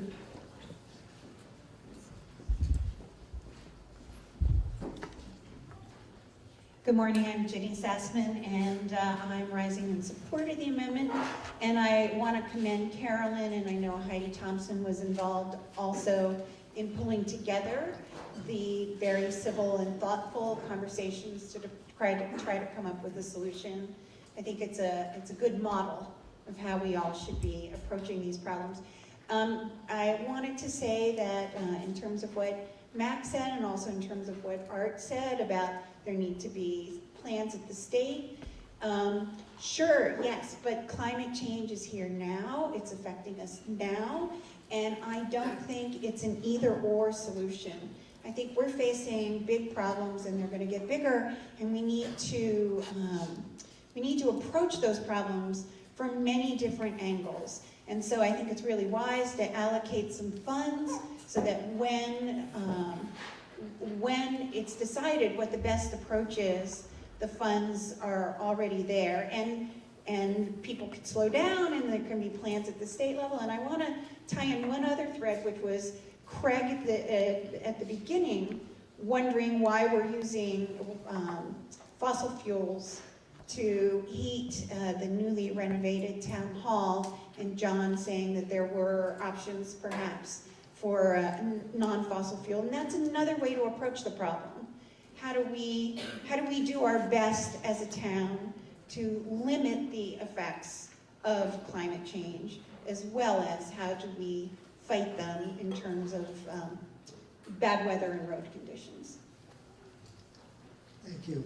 So the question in front of you is to amend Article 4 by adding $49,000. Mark, did you have your hand up? No. So I think what's been proposed is a planning process, and that's great. I think the question, and I think the select board's right, it's our decision, not yours, but I still don't think we have the information from you we need. The question is there a substantial possibility that you will not have the funds necessary to address another winter like this winter? Because the planning process won't be finished in time, and to address the coming winter. We'll be here a year from now with the planning process hopefully complete and maybe being able to talk about the funding. So the question is there a substantial possibility that we will need an extra $49,000 or not? That would really help influence my vote. Thank you. So to answer that question, it's really a two-part question. As I see it, legally, your select board has the ability to go over budget on highway stuff. So by any amount, our attorney said the sky's the limit. Of course, we have to use some judgment there. Of course, it's always better to have approval of the voters before we make these kinds of decisions. So if we don't spend it, it's there, and I guess it would go in the equipment fund, and it's not going to be, where would it go? If it didn't get expended, you add an amount, it would roll over into the equipment fund. So, then that would go to equipment. Maybe we're hedging for another time that money. I don't think it's a bad idea. We're not going to waste it. But if you're worried that we won't have the resources to address the same kind of winter or worse winter, we always can do that. It's just that we'll have to revisit that next town meeting. We'll say we're in the red here. We need your help on that. So prove it up ahead or prove it after fact. You have a hand up in the bleachers.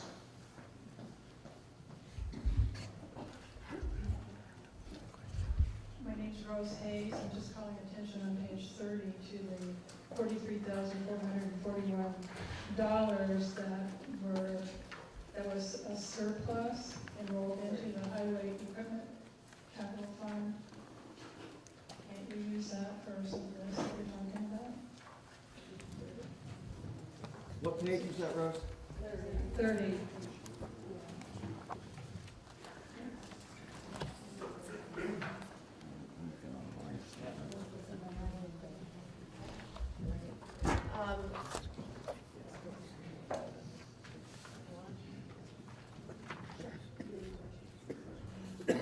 Hi, Rose Pelcha. It's my understanding that is on page 30 in the highway report, but the number actually that we got from the town treasurer is different. It's much lower than that. So if we didn't have a surplus of 43,000. I'm sorry, I didn't hear you. Can you not still use that funding for what you're discussing today? It goes into the highway capital fund. With your approval. Yeah.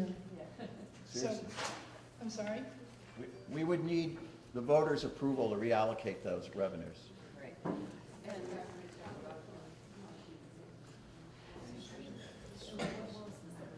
It is a surplus that you could designate.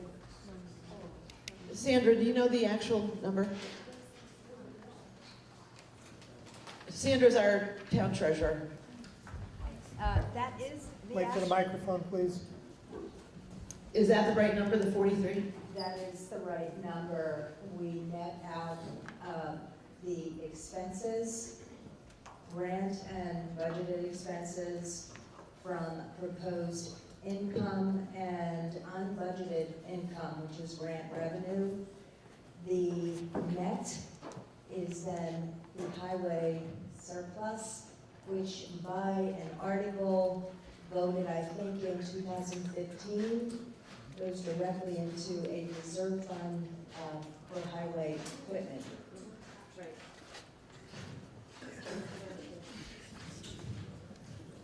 Okay, in the middle here, you haven't spoken yet. Hi, Pam DeAndrea. I am all for resilience, and fighting climate change is my thing. But with anything that any community spends money on, whatever it is, a grant, anything. I, as a voter, would like to know what that money's going to and a proposal that outlines those exact costs, instead of just saying, 50,000, figure out what to do with it, and we'll decide within a year what needs to be done. I think you need the planning first, proposal, money. That's the way I feel. That's the process I feel that we need to follow instead of just throwing 50,000 somewhere. Thank you. In the middle, Paul, I haven't spoken yet. I am Paul Hannon. I want to see if I understood what I think John just said correctly, which is that we can vote to reallocate money that's already been put in a highway equipment fund to go to general highway operating. I'm seeing a nod of the head. Well, if that's the case, I'd like to offer an amendment to the amendment, which is to authorize an equal amount, if needed, from the highway equipment fund rather than raising taxes in the event that we need additional winter roads maintenance next season. I second that. Okay, we have an amendment to the amendment. Is there a second to Paul's amendment to the amendment? There is. Okay. So as I understand your amendment, Paul, it is to utilize resources from the Highway Equipment Fund Reserve, if needed, to improve road safety in the general highway budget. In the same amount. Yeah. In the same amount. In the 49,280. But we don't have that much. Up to the amount that's in the fund, Paul, which would be less than the amendment itself. Okay, there's an error on my part. What is the balance in the highway equipment fund? It was around $43,000. Sandra, do you know the answer? Do you know the answer to the question? What was the question? I'm sorry. How much is in the Highway Equipment Reserve Fund? Total. We've made some expenditures out of that fund. I would say there's about $40,000, but don't hold me to that. I'd have to go and check. We made a lease payment out of that fund. So the 44,000 was rolled into the fund, and then we made a lease payment out of the fund. There were some other additions, so I think we're at about 40 at this time. So Paul, would your amendment be up to the amount available? Yeah, I guess I'd round it off to 30,000 to make sure we don't drain the highway equipment fund completely. Okay, so we have an amendment to the amendment that has been, and the people who seconded it agree with the modification just made. Yeah, okay, you do. Okay, so we are now on the amendment to the amendment, and I just would say, not knowing, I think that it was this body that established this reserve fund. I think it's probably a close call, having not warned it, that we can pull funds out of it for a purpose other than what was established. But unless there's an objection, I think it's, given the tone of this discussion, it's appropriate to proceed with this amendment to the amendment. So can I say something? Please. So just so you know, if you take that money and reallocate it, which is not a bad, it's not a bad idea, we might still come back to you next year and we might have had a piece of equipment that broke down that we need to do something with, and we've taken the money from our highway equipment reserve fund to pay for other expenses. So just be aware of that ahead of time. Okay, we're on the amendment to the amendment. I'm looking for people who haven't had a chance yet, so to speak. So over in the corner here, just outside of the room. My name's Aaron Wheeler. The way I'm looking at this is, okay, everybody needs winter tires. You need winter tires, not summer tires. You don't need to go out when you forgot the cream cheese or the sour cream for your baked potato. Storm, slow down, obviously. But my feeling on the sand is you can have 10 times as much sand. You still only have X amount of guys, X amount of trucks. You've got X amount of hours to get it done, If you sit there and put sand on a road and it snows 1 inch over the top of the sand, guess what? It's no longer usable. It's worthless. You wasted it. So we can sit here and talk about this right now, about allocating funds and doing all this kind of stuff, but we don't even know what we're talking about yet. So we need to sit down, we need to talk about it, figure out what we're gonna do. But from what I can see, if they're working those kind of hours, we're shy on a work crew. We don't have enough people. That seems to be the way it is to me. Does that mean another truck or something? Maybe. Do I want to pay taxes on such a thing? No. But to keep buying sand that you're going to throw on a road and bury up in snow that doesn't do anything, that doesn't seem very logical either. I mean, I know I have a long driveway and I'll actually sit there and wait until I get X amount of snow. Not enough to keep me from being able to get out, but enough so there's no to be worth plowing, right? I mean, everybody wants, you know, to go to work at 7 o'clock and expect that the front of their driveway and their road's going to be done at 6:45, and everybody wants it at the same time. It's not going to happen. So when you're driving on the road, there might be a lot of snow. It might be slippery. Slow down. Have winter tires, because the whole road can't be cleaned all at the same time. There's only so many guys to do it, and they're working their ass off. So we can, you know, keep throwing money at it. Money doesn't do nothing. It's people. It's equipment. That's what gets it done. That's all I got to say. Thank you. So I just want to be clear about what the amendment to the amendment does. It allows the select board to take $30,000 out of an already existing fund, not new taxes, and in accordance, up to $30,000, and in accordance with the original amendment, to be used at the select board's discretion, whether for sand, or additional equipment, or additional people. And do I have that correct, Paul, from your perspective? It wasn't, your amendment wasn't just about sand.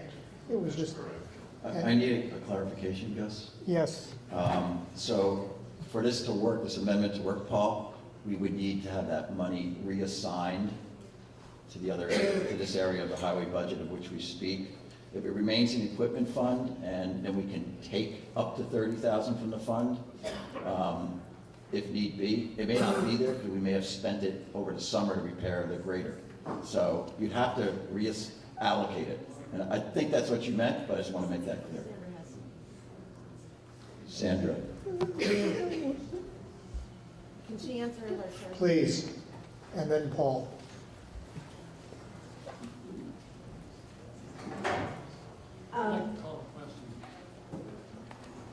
Go ahead. You have the floor.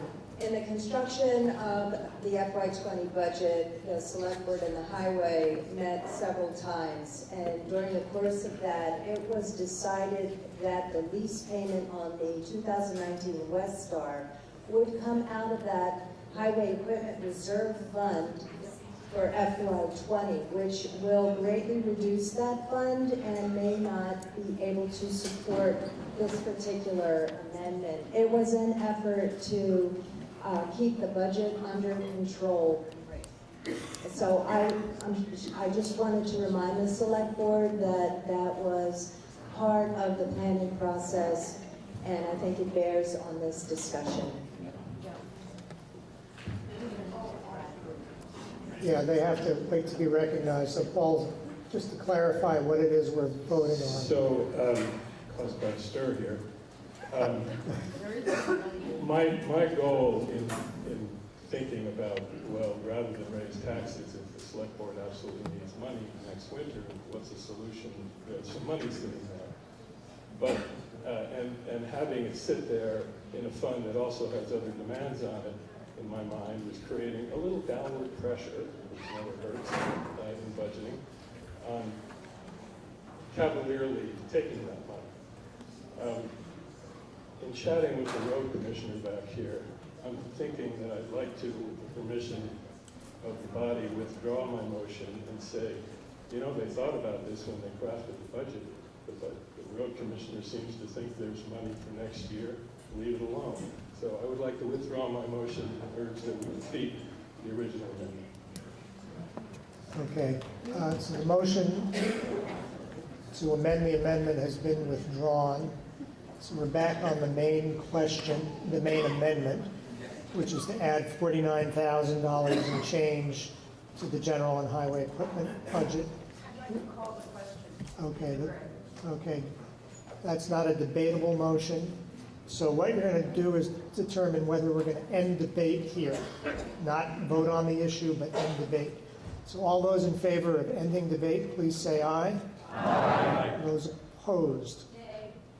The ayes have it, and we are ending debate and going to the question of whether to add a total of $49,280 to Article 4, which would raise the full amount to $1,655,544. All in favor of that amendment, please say aye. Aye. Those opposed? No. The noes appear to have it. Division of the House. The division of the House has been requested, so we're going to go to using these cards. And before we do that, I'd like the JPs to come forward so we can make sure we get an accurate count. So just hang on a minute while we get the JPs up here, and then I'll ask for the division.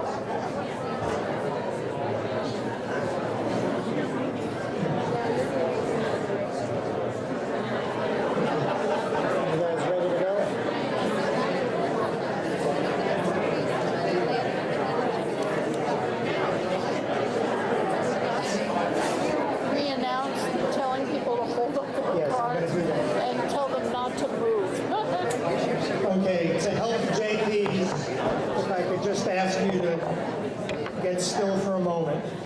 If you are in favor of the amendment, adding $49,280, please hold up this yellow card, okay? And keep it held up till we tell you it's time to put it back down. In favor?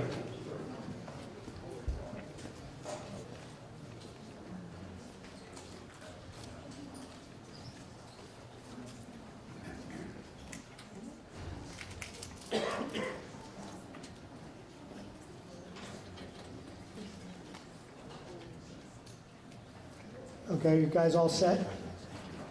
All right, if you put your hands down, if you're opposed to the amendment now, raise your cards. Oh, okay, I'm sorry, but you can rest for a moment. They're gonna check in on the totals.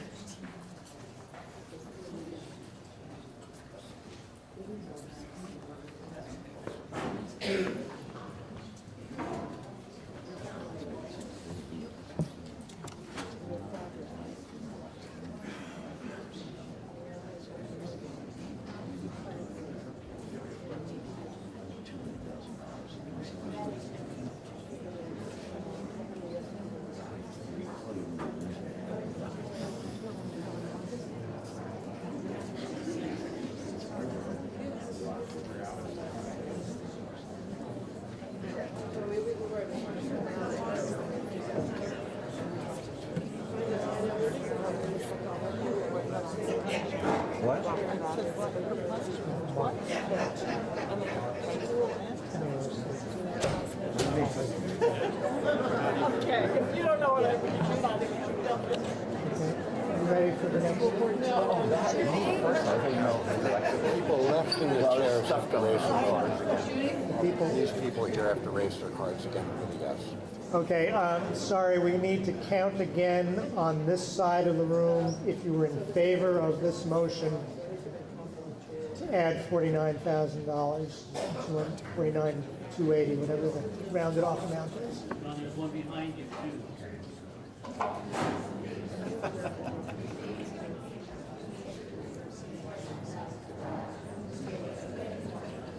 This is people sitting in chairs.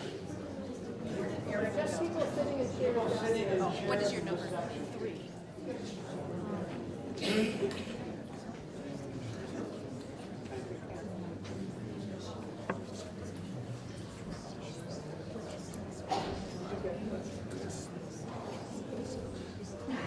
Okay, you ready for the other end of it now?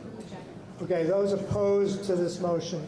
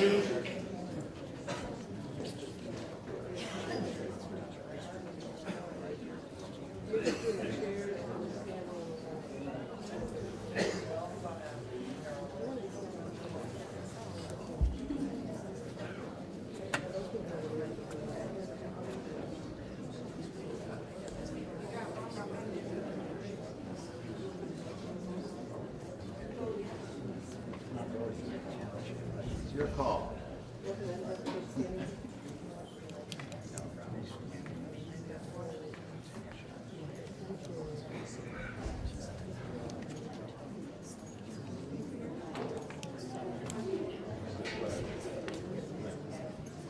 Are all the votes counted down? Can I tell people they can put their hands up? Okay, you can rest. They're counting now.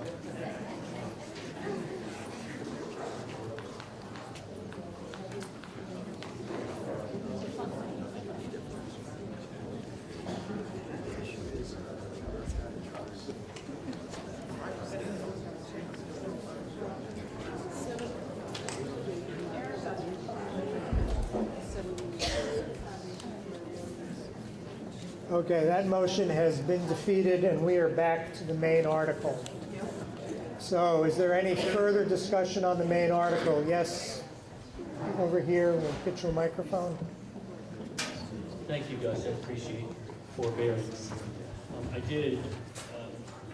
think I'm probably in the minority in town in that I read the entire report. I've had a lot of insomnia lately, and I thought this would do it, but even that didn't put me to sleep. It's riveting.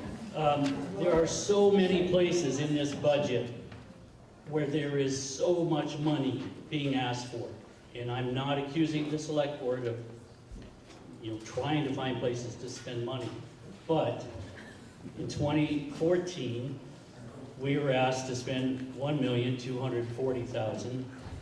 In 15, it was 1.3 million. In 17, it was 1.579 million. This year, it's 1.606. That's an increase of $365,800 to our budget in 5 years. That seems like too much. I see, and I'm going to try to zip through these things because as last year, I have a lot of notations and questions.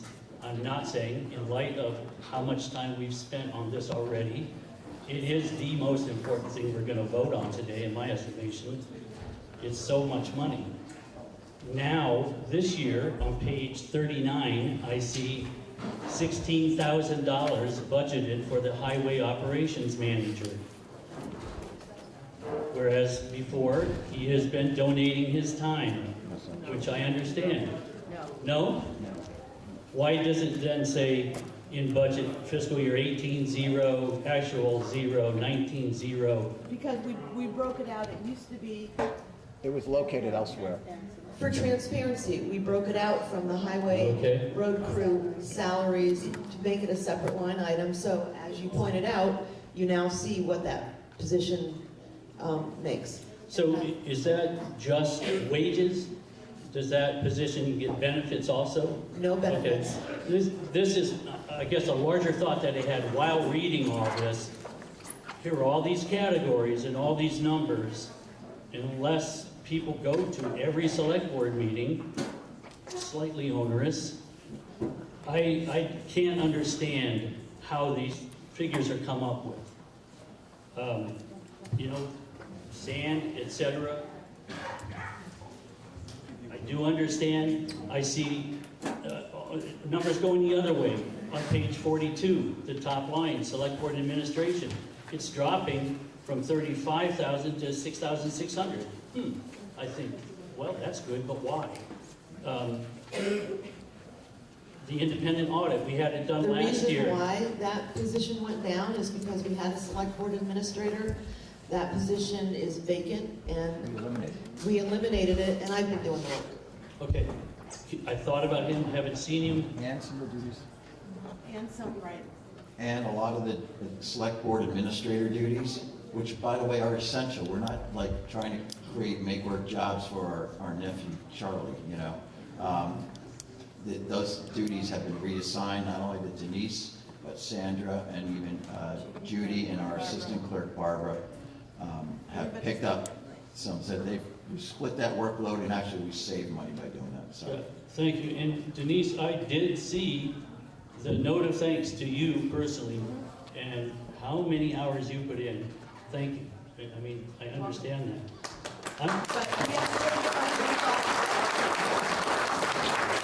The hands off really go to the office staff, not me.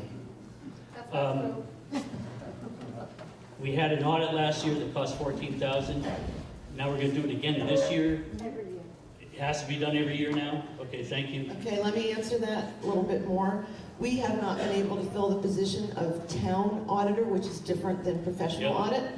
So in order to be in compliance with statute, we now have to have an audit, professional audit every year. Next year, we're going to ask you to eliminate the position of town auditor. But there's money budgeted for that in this budget. Well, if we can find somebody, then that's great, but we've been asking everywhere in town for somebody to step up and take on that position that has the skills to do it.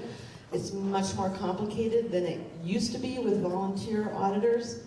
So $6,000 budgeted. Right. Okay. Yeah, so what we did was we have the professional audit, which covers us for the requirements. I understand. Thank you. Town clerk, assistant clerk, wages are up. Digitizing the land records, $10,000. Where does that money go? What does that pay for exactly? So, Cliff.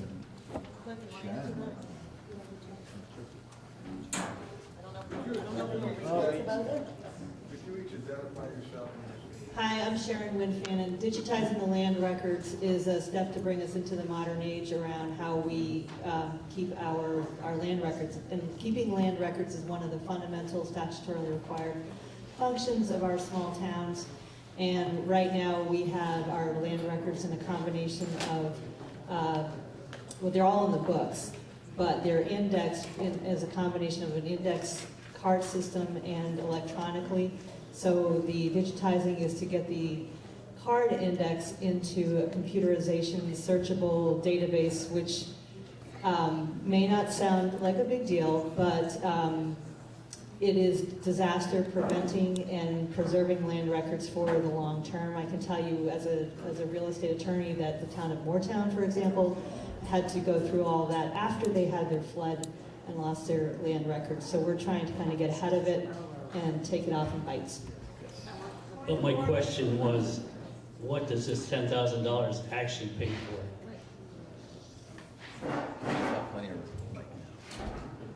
Just identify yourself. It's basically, if you go to page 24 of the Select Board report on technology, you'll see that it involves scanning 30,000 plus images dating back to 1943.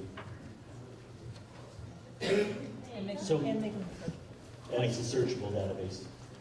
This will provide. sorry to belabor the point, who does that work and who gets paid that $10,000? Is it just for time? It's an organization called COTS, that's what they do. They go around to towns and help digitize their land records. Simple answer, thank you. You're welcome. Point of order, do we have a result of that vote? Yeah, it was defeated. We're on the main question now. I'll skip over most of the rest of my questions. I see that there is now, the town treasurer's salary is to raise $12,000 from previously, and that we're being asked to pay for an assistant treasurer. And I'm wondering how many hours are involved for an assistant treasurer, and is our full-time, I think, treasurer there all weeks of the year? I mean, is it a full load? Right now, we're paying the treasurer for 32 hours a week when she's working between 40 and 50 hours a week. And now we're going to pay her for the full 40 hours. The assistant treasurer is something that we need to have to be in compliance with internal controls so that the same person isn't doing the reconciliation of the checking account, plus making the deposits, plus opening the mail. There are certain standards that we have to meet as far as internal controls. Modern times. Everything costs That, more. you know, I know, I'm just looking for explanations. I'm not trying to have any sort of accusatory note in my voice, but I really appreciate all the Right, information. and also the treasurer took on the duties of HR administration, grants administration, and, you know, personnel kind of things that was slated to be for the select board administrator to do. So we've made some changes. I feel really good about the changes that we've made in the office. Everything is running very well. The office staff are happy. That's a really good thing. So I would just, you know, ask you, your questions are great questions. So if you have more, let us know. I don't think anyone else wants me to ask.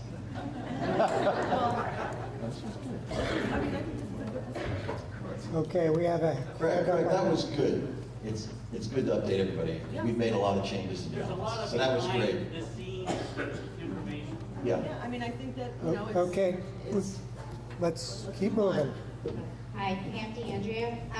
On page 44, can you just, it seems like we've gone for the general office expenses from about $32,000 to about $58,000. It looks like a big chunk of that is the town office reserve fund. Can you speak to that? Tell us what the reserve fund is for. Thanks.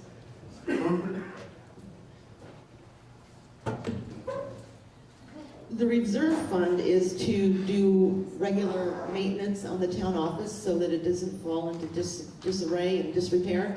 Things like painting the outside, fixing the roof, things like that. And the question that Craig brought up about the digitization, that's where the COTS is, the 7,600 is the COTS. And then the 16,000 is for IT support, because you might have heard that there's things that go wacky with IT stuff, and you have to be covered, and the town is required to have security so that we don't get hacked. If we get hacked and we haven't had the proper amount of security, we can be fined. So we're doing our best for that, and Sandra wants to chip in. In FY19, there was a line item on page 46, the Town Hall Reserve Fund was actually a Town Hall and Town Office Reserve Fund. It was budgeted at $30,000.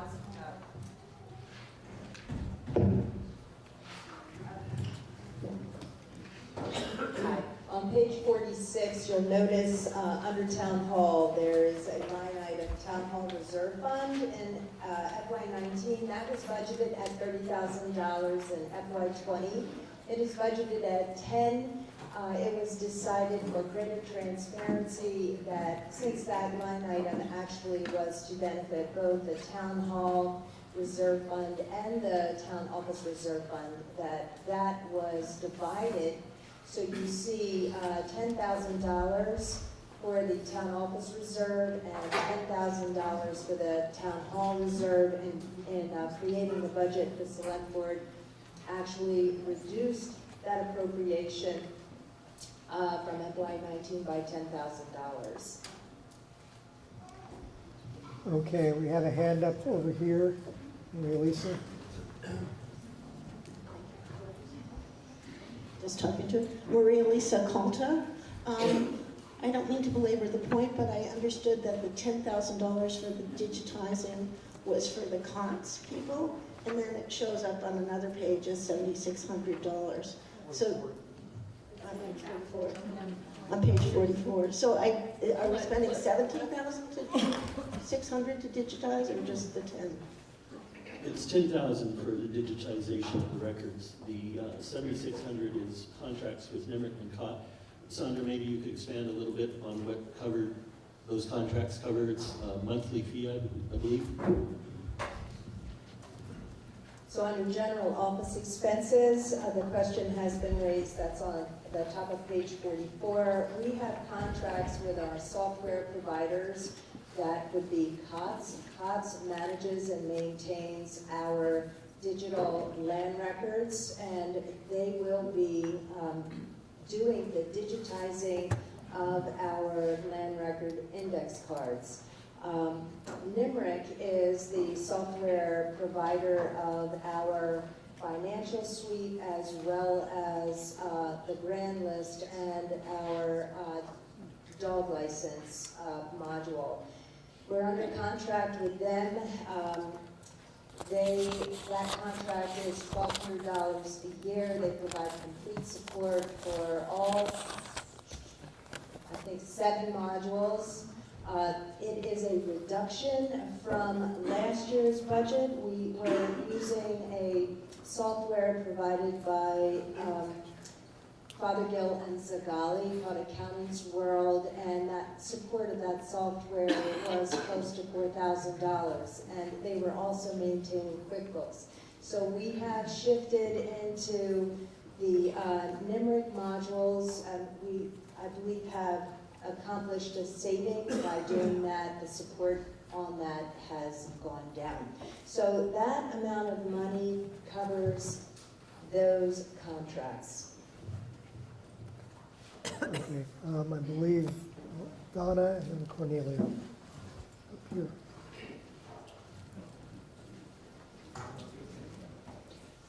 On page 38, what is in the fund balance column assigned by select board? You did read the whole report. Page 38. That's a Sandra question. It's under statement of assets, liabilities, and funds. I have another question. Okay, so You may need the microphone to answer. Yes, you have to share.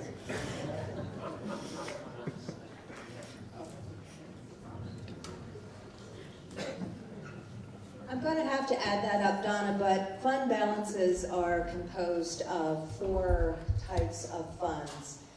Restricted means that it's a fund that has been set up by statute or donations. So donations to the town hall renovation, for instance, would fall under that category. Committed is... No, wait, which category are you talking about? Well, you're talking about the fund balances in general. So I would have to add up that 66,111. It is going to be...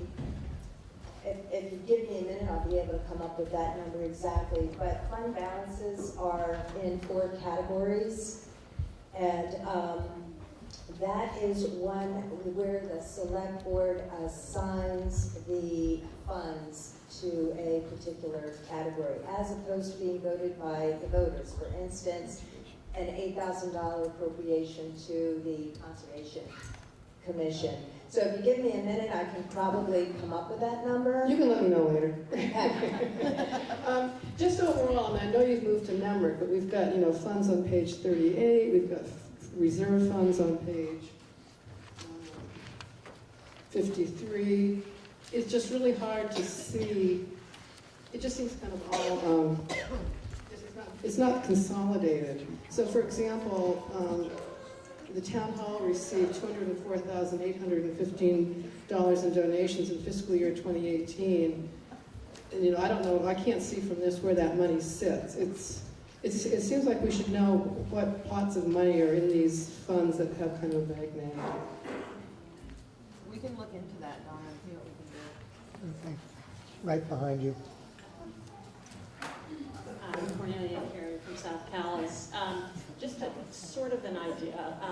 When there are variances from one budget year to the next, like of 20% or more, maybe just a short narrative about what those variances are, and I think certainly a lot of Craig's questions might have been answered, and just a little bit easier. That's how, yeah, just a thought. Yes, Thank you, Cornelia. Okay, up front, Mr. Bernstein.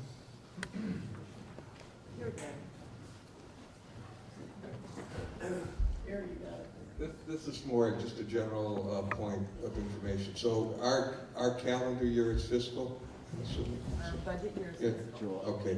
So when you take a look at the budget over 2 years, as Craig mentioned, it's about an 8.5% increase over 2 years, budgeted and proposed from actual of 2018. It's about a 4.25%. That's pretty good given all the changes. So I think as much as it's really important for us to take a look at all these dollars, it's also important for us to keep in perspective. You know, that's getting pretty much, if you're starting to talk about materials and stuff, even though we see a low cost of inflation, materials are going up. Most things are going up more than that cost of inflation we see. Thank you. Okay, so the question we're on is whether we're going to approve $1.6 million for the total highway and general fund expenditures. Are you ready for that question, or do we have more discussion? A hand here. I'll get to you next. I just said one quick point, and it was the equipment reserve fund, so thank you that I was talking about. So when we approved that back in 2015, along with a lot of discussion on it, one of the things that I recall was before any funds could be spent out of that we would approve it as a town, the voters. It would be called the vote upon. Does anybody recall it like that? So I'm just going from memory here, but that was one of the, because there was a lot of discussion. And then I did hear that money was spent, so I thought, I don't remember any votes being called. So that was one thing. And the second part was for the select board admin, if it really sounds like we're not going to be hiring somebody. So can we just take the 6,000 that you're putting there, and it's a small line item, but can't we just put it into like the town clerk and town treasury salary increase we're looking for, since they've taken on the duties anyway? Well, you can, right now, that money is allocated to the chair for, I think I'm getting $500 a month for doing some of the work that the select board administrator used to do. So if you want to not pay me, that's okay. Yeah, so we kind of took that money, and that's increased the salaries for the treasurer, town clerk, assistants. So we kind of used that money to fill in the gaps that were missing when that position wasn't filled. I think that's what we explained. And by the way, Denise wanted to work for free, like 40 hours a week, and we wouldn't allow her to do that, so that's us, not Denise. Yep. Yep, that's fine. Okay, in the middle, Jack. Call for question. Okay, that's not a debatable motion. This is a motion to end debate, takes 2/3. So if you're tired of talking about this budget, all in favor of ending debate, please say aye. Aye. Those who want to continue, please say nay. Okay, we are ready for the question. All those in favor of Article 4, shall the voters approve total highway and general fund expenditures of $1,606,264, of which $1,305,229 shall be raised by taxes and $301,035 by non-tax revenue, please say aye. Aye. Those opposed? No. The ayes have it, and Article 4 is passed. Article 5, shall the voters appropriate $27,132 for the Kellogg Hubbard Library for its operating expenses? Somebody, Craig, you want to? It's been moved. Do we have a second? We have a second. Would you like to speak to this? Please. Microphone's on its way. Thank you. Again, I'm Craig Line. I've served as a Calais representative to the Board of Trustees of Kellogg Hubbard Library, now just starting my 6th year.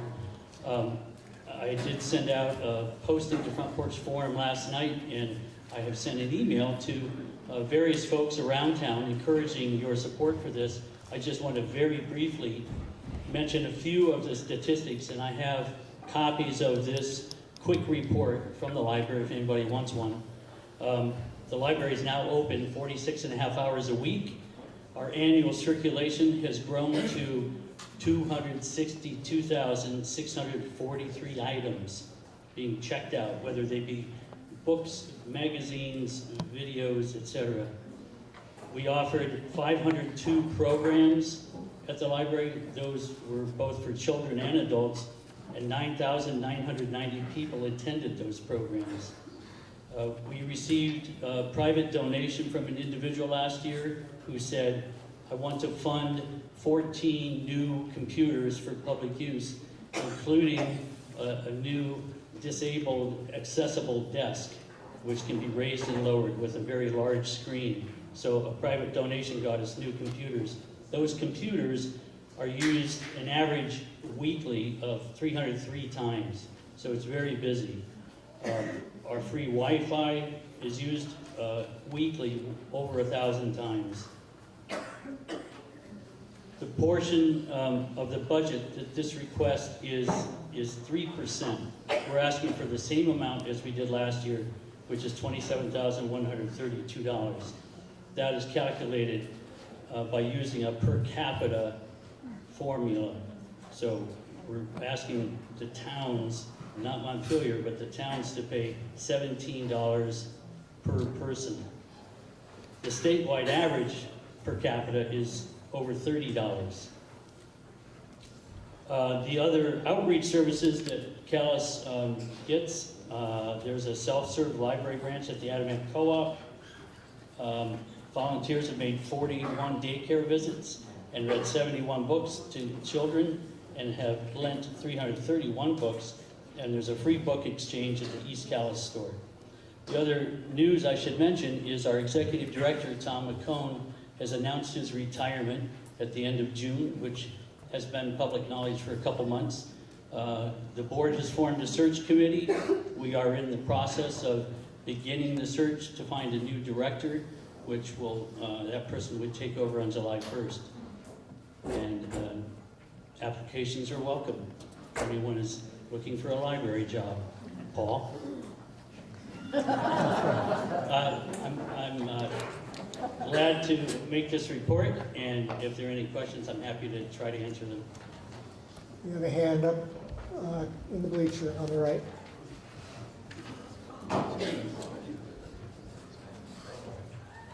What's the salary for that director? Could you speak to that?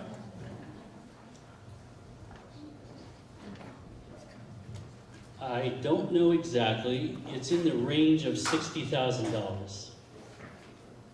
And the new salary will be in that range dependent on the person's experience and needs.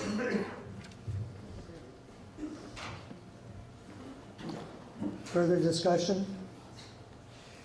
If not, are you ready for the question?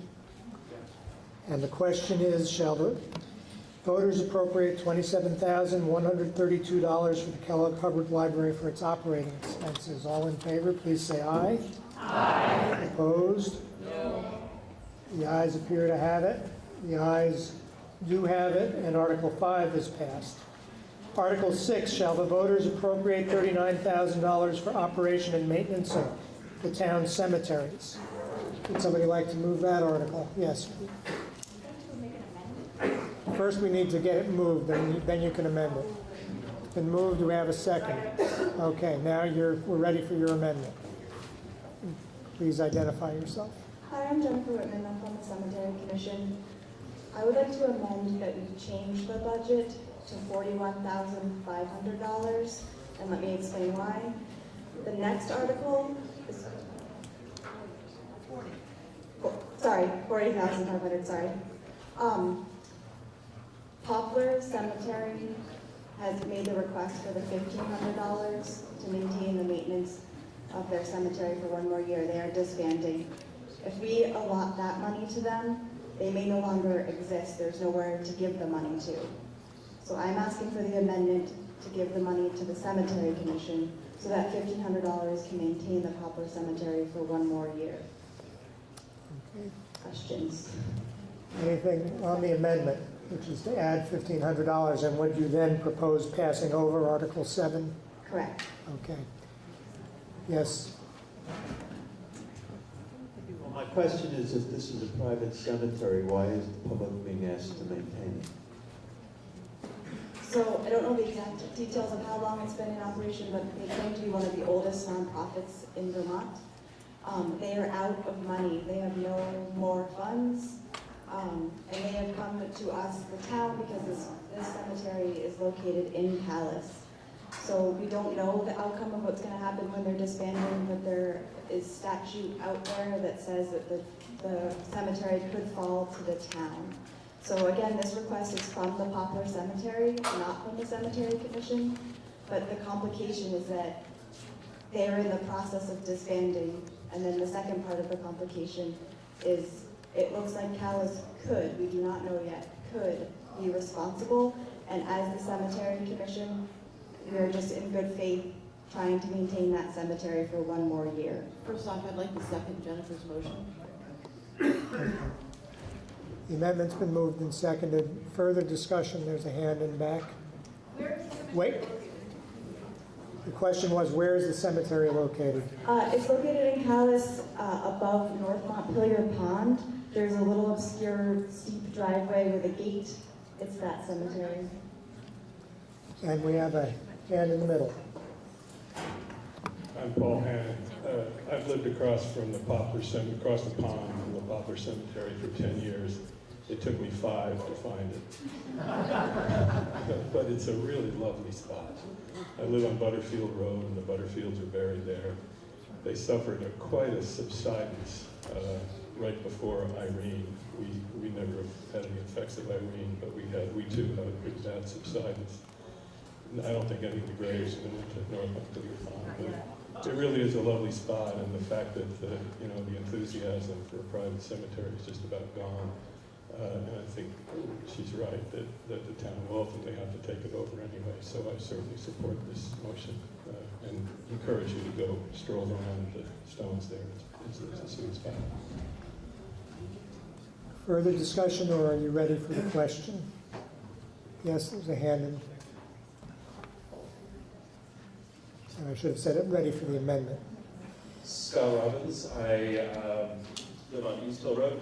And just a simple observation, not to argue for or against the amount that is being requested for the cemeteries, but putting this motion next to the preceding one, just an observation that we are asking for nearly 50% more for cemeteries than we are for the library.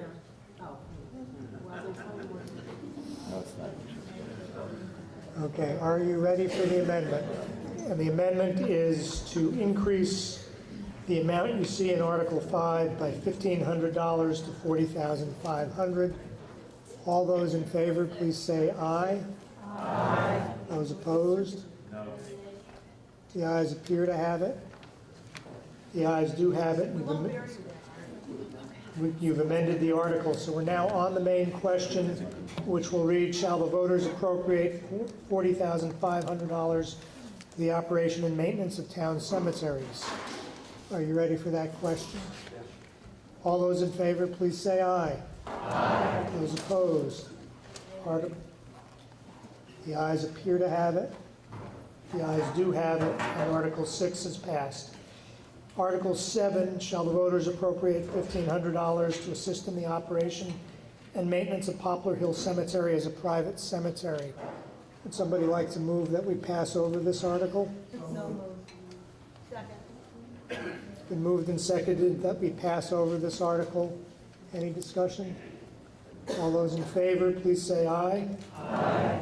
Opposed? Okay. Janet, did you want some time to talk to everybody today? Just to say hi.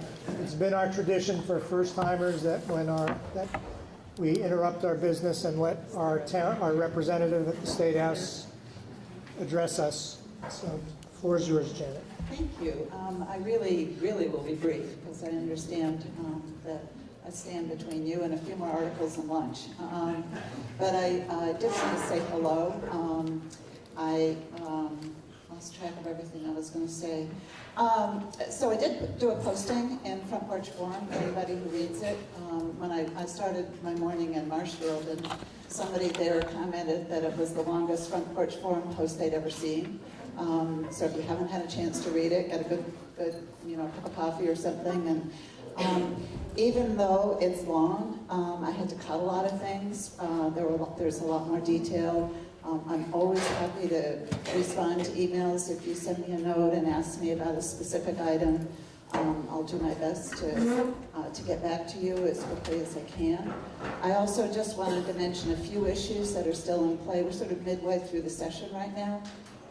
There are a few things that are pretty likely to get through both bodies. One of them is an increase in the minimum wage. That's a phase-in to $15. Another one that's in the committee that I chair is a paid leave program. It's a pretty massive undertaking, but something I feel that will really make a difference for families and individuals in the state, and we will do our best to move forward with something that can actually become law. Funding for clean water is another issue that's in my committee, and we've done little bits and pieces over the years. We need to do a lot more than we've been doing on that. Child care is another issue. Tax and regulate of cannabis will end up in my committee. It's going to pass the Senate. Will definitely come into the House. And I wanted to touch base just on two other issues. Last year, if you remember, we did a lot of work in our committee on property taxes and education and finance, trying to move some of the property taxes to income. We didn't do everything that we wanted to do, but we did move a bill through the House that would have shifted $60 million from property taxes to income tax. That bill was never really reviewed by the Senate, and it died. Didn't go any further than the House. I basically told people in the Senate, we're eager to work on something, but we really would like them to act first, to give us their best thinking on it, rather than spend an awful lot of time and energy in something that's not going to actually get any traction when it hits the Senate. And finally, I need to talk about Act 46. I don't know if it's appropriate to do that here, but I'm going to do it very briefly. As people know, the judge made a decision not to issue a preliminary injunction.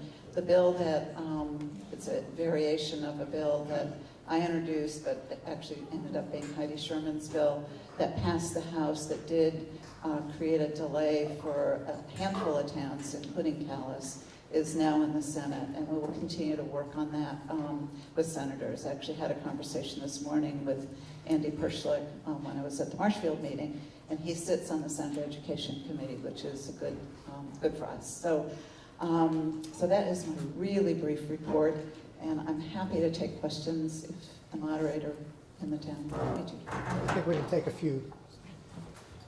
So, we have a hand on the left.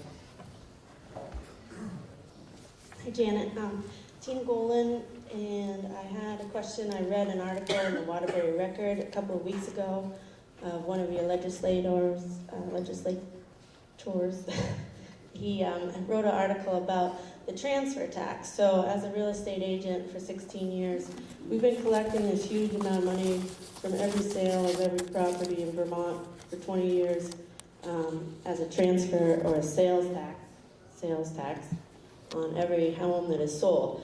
And that money was to go into a fund to build affordable housing, which I don't see that was ever done. So I'm wondering where these funds have been reallocated. If you can give me any advice of what to do to get them reallocated towards affordable housing, because we have a lack of housing in the state. the person who is really an expert on this is standing, I think, to my right here.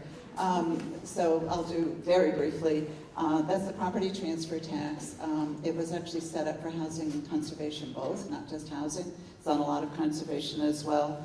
And yes, we have been using it over the years more than we should for other general fund kinds of responsibilities. That we put a surcharge on the property transfer tax for clean water. So that wasn't a diversion, that was a surcharge. There was another $1 million, I think, that came out of that surcharge that went to support the housing bond. I know who wrote the article, Tom Stevens. He's been in our committee talking about how important housing and conservation is, and I feel like I should hand this over to Gus, but anyway, he and I will talk about it as well. It is important. But what can I do as a citizen? Janet, can I jump in? You sure can. It would be great if, Tina, if the Realtors Association were to speak on this at the State House. That would be very helpful. My day job is at something called the Housing and Conservation Trust Fund, and Janet is right that we get some money from the transfer tax, but not as much as was originally agreed to. And if the Realtors added their voice asking that funds not be diverted, that would be helpful. Great, good advice. Hand on the right, Janet.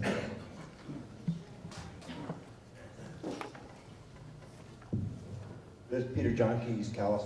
I just want to sort of second and follow up on that. I believe there was a bill introduced earlier this year, I don't remember the number, but it actually specified that that transfer tax has to go to the Vermont Housing and Conservation Board. It can't be pulled from anywhere else.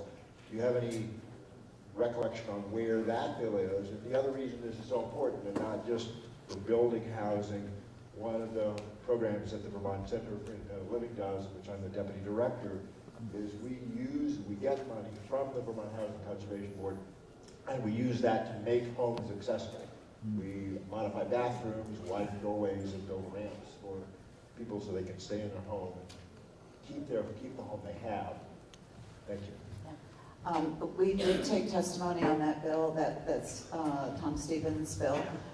The problem with it is the current law requires that it go to the Housing and Conservation Trust Fund, and what you can't do is you can't stop a future legislature from saying, notwithstanding this thing that we did last year, we're going to do it differently this year. So it's not binding any more than the current law is. I do want to say that there's another proposal that's in our committee that deals with housing, which is an expansion of its down payment assistance for first-time home buyers that actually has been a really successful program that I think we will expand this year. So there are other initiatives around housing, but I agree that housing and conservation does tremendous work, and we need to do a better job supporting them. Maybe one more question over Mac. Hi, Janet, Mac Gardner-Morris. I was wondering, can the legislature disband the State Board of Education? I've lived in this state, and the board has not improved the quality of education. It has not contained the cost of education. And as far as I can see, they're an appointed board, they're not elected, and they're driving this down our throats. And I would like to see you introduce legislation to change the structure of how education is done in this state. I actually think that there was a bill in at one point to do exactly that. I'm not sure what it substituted for them, but there was a proposal that was kicking around at one point. But yes, of course we can. Is that a second? Okay, Janet is going to be around through the day. She's going to be serving lunch. Yeah. One more question on the right, and then we're going to call the end. Get back to our agenda. Rick, microphone's coming around. Behind you. It's somewhat bothersome to me that when money was to be directed, especially things like low-cost housing, is such an issue. Where it's bothersome to me that we've spent money, that when money and revenues are to be directed to things like low-cost housing, to me it points to a real lack of discipline on the part of the legislature. I mean, that's where this problem is. And how will you ever have trust of the public when you say, we're going to take these taxes and we're dedicating it to this, and then it gets reallocated, and I'm sure maybe it went for something that was good. But to me, it actually angers me to hear that this is done without our approval. When that was the directive originally, I mean, it's like a shell game. And I hold you accountable. I hold all of our legislators accountable for this. I mean, I don't trust you anymore. I-46 has been a good case of this. I've watched this process. I've been deeply engaged for 4 years. And it was really a game of putting the public resistance off on this to the point where we got to a point of commitment where you can't get back. And it's clearly going to be a disaster and a train wreck for the state. It's been that everywhere, in every other state we've done it. But, you know, this is not the kind of representation that we're electing. And I really want better accountability. And when you say you're going to do something, boy, you better deliver. And I sat in the Senate hearing a few weeks ago and listened to her parent just ask Donna Russo-Savage and Krista Hulling.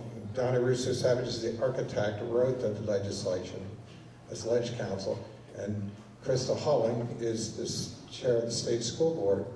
And parent said, you know, this was all about money. We want to hear what, in the schools that have already consolidated, what savings are we going to see? And they were like deer in the headlights.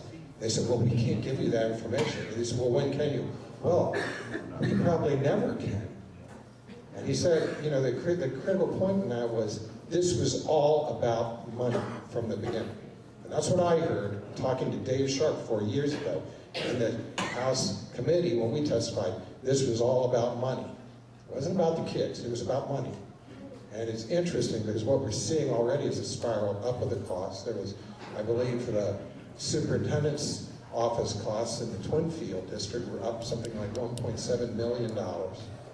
And you know, and now we see the secretary asking for big increases in the secretarial staff. And I'm very concerned. Towns are no longer going to have a voice in this conversation. I mean, this is being written off by our legislature, you know, where we're losing our voice and our control of this process. And I'd really like to know what you're doing about it.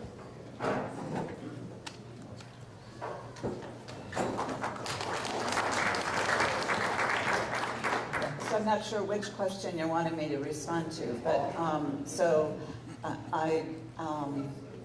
in terms of the movement of funds around, which I think is where we started, we do have an awful lot of special funds in the state, and it's true that they're frequently used to balance other funds. I don't think that's, I think we had an example here earlier in the discussion here about moving capital highway money to a different fund. But I don't think that's a terribly unusual budgeting strategy. Where I have issues with it is when it affects a program like the Housing and Conservation Board, which I think has a lot of widespread support. I don't know if you want to get into a 46 debate here in the town meeting. I'm really happy to talk to you separately if you want to. We've talked for 4 years.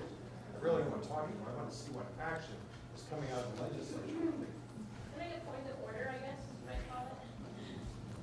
Please. At the beginning of the meeting, you mentioned that we should address the moderator. Correct.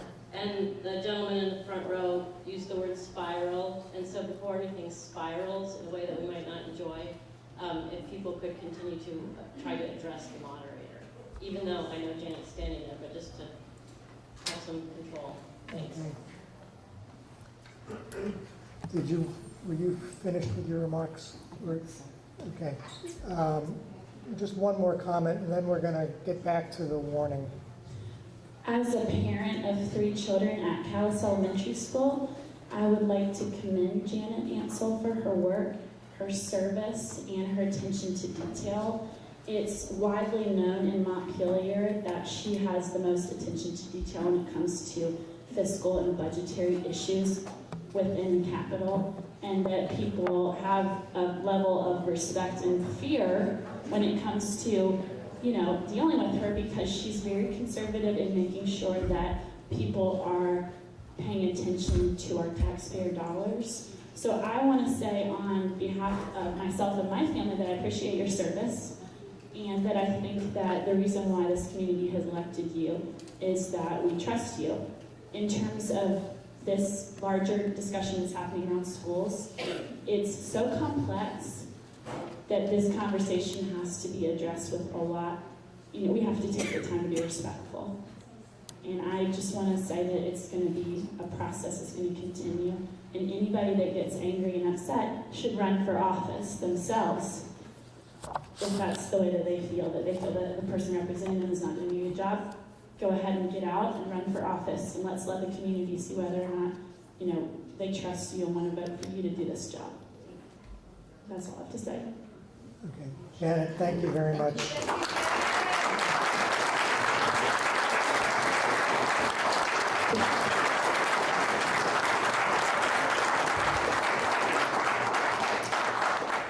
So it's noon, we're on Article 8. I'd like to see if we could get another half hour's work in and get through a fair number of items. We probably won't finish before lunch, and I know there's a great lunch ready for us.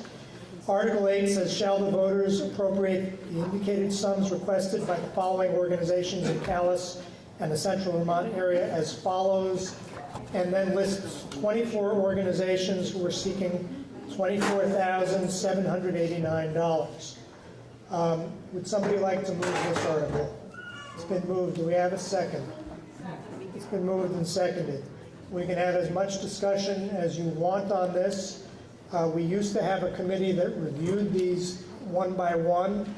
We paid no attention to that committee year after year, so the committee stopped meeting. This is just about the same amount as a year ago, and it reflects what the organizations themselves asked for. So that's what I can tell you about this, and we'll recognize Barry next. I'm not going to make the mistake I made last year and ask for an increase, but I just wanted to mention that it's the 40th anniversary of Vermont Center for Independent Living. So Peter's here, and I just think I'd like, hopefully our whole town, to congratulate you. It's quite something for a peer support organization like VCIL, one of the few statewide centers for independent living in the United States, to still be around after 40 years. So.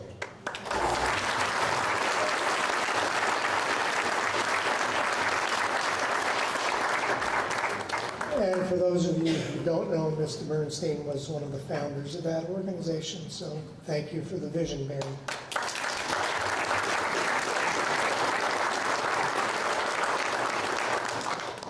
Yes, sir. Just a quick question, a quick question and point of order about the committee.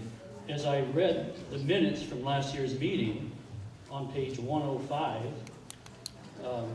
Paul Hannon stated, stated his frustration with voting for amounts without more information on funding requests, and proposed reinstating the committee, advising, etc., requesting funding from the town. Several people volunteered to be on this committee. I was expecting a report from the committee. What happened? Was no action taken to form a committee, even though people had volunteered last year? Apparently not. Wow. That's disappointing, because, I mean, I understand your humorous point of we never paid any attention. Yes, we did, in fact. I did, and often I voted to increase one fund or another, but I really expected a report today.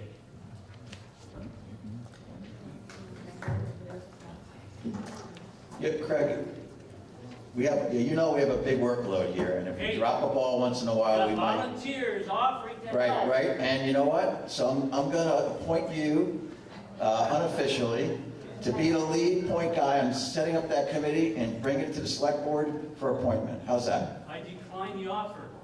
Well, I don't know. If everyone, well, I don't leave it at that. Might I just ask, because obviously this came up a year ago, and you've read us the minutes, and clearly that didn't get followed up on. Are there a few people who would like to volunteer in the coming year to review these items? And let's just get Wilson and Cornelia, Barry, and Mac have all volunteered, and who else? Fletcher. See? Okay, and Cindy? So we have 6 volunteers ready to go for next year. And Can you go back to the... Yeah, can you say who they were again? just each of you stand up and state your name for the record. So, Fletcher. I'm not offering to be chair, but we could have a chair, that way that person. Select board can figure that one. Okay. Chair. You guys appoint your own chair. Yeah, you put your own chair. It's democracy. Okay. Thank you. So let's just getting back to the article. Are you ready for the question? All those in favor of appropriating $24,789 as printed on page 15 to those 24 service organizations, please say aye. Aye. Those opposed? The ayes appear to have it. The ayes do have it, and Article 8 is passed. Article 9, shall the voters authorize payment of property taxes in 2 equal installments with the due date of the first installment on or before 4 p.m. on a date that falls not less than 30 days after the tax bills are mailed and not earlier than August 1, 2019, and the due date of the second installment shall be on or before 4 p.m. on Friday, November 15, 2019. Would somebody like to move that article? Do we have a second? It's been moved and seconded. Is there discussion? Yes, Mac? Wait for a microphone, please. Hi, Mac Morris. I know there was some discussion of moving to doing like monthly payments or quarterly payments instead of doing it just 2 payments. I don't remember that. Well, Don was saying that was one of the benefits of maybe moving to those newer softwares, that we might be able to spread our payments out over a greater period of time and have smaller payments over smaller. Yeah, I don't remember that discussion. We can have that discussion. Well, I guess I'd like to say that I'd like the Selectboard to look into that. Katie, can you make a note? Thank you. Any further discussion on Article 9? All those in favor of Article 9 to authorize the payment of property taxes in 2 equal installments with the due date of the first installment on or before 4 p.m. on a date that falls not less than 30 days after the tax bills are mailed, but not earlier than August 1, 2019, and the due date of the second installment shall be on or before 4 p.m. on Friday, November 15, 2019. Please say aye. Aye. Opposed? The ayes have it, and Article 9 is passed. Article 10, a multiple choice article. Shall each property tax installment payment be made via the following 3 options? By delivery to the treasurer by 4 p.m. on or before the due dates as set forth in Article 9, by U.S. Postal Service with a postmark on or before the due dates as set forth in Article 9, or by credit card payment via www.calisvermont.gov by 4 p.m. on or before the due dates as set forth in Article 9. Somebody like to move this one? It's been moved. Do we have a second? Second. Any discussion? If not, yep. Just a point of information question. So I realize credit cards are easy. Is there a lot of expense with doing that, or? I don't know what the cost is. Oh. Send an email the answer. Do you have the answer? I mean, it's a great idea. I just didn't know what the cost was.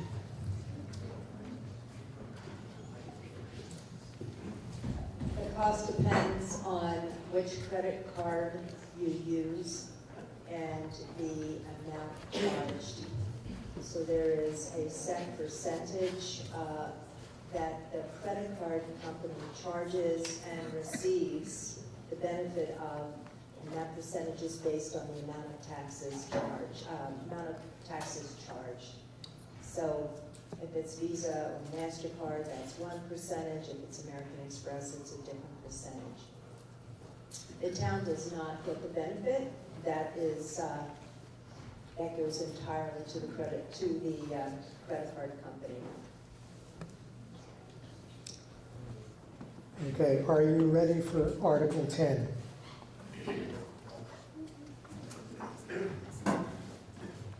Just clarification, so it means that the town is losing the money on the credit card?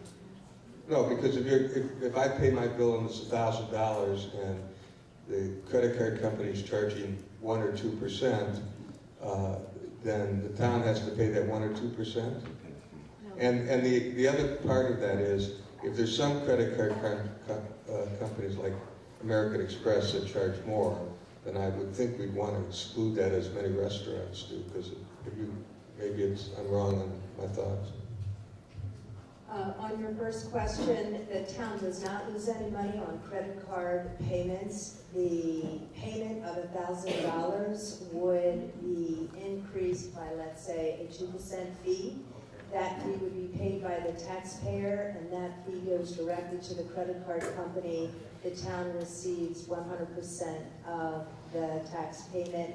And as far as various credit cards having a different rate, that is a decision made by the credit card company and not by the town. So that's a part of their contract with us.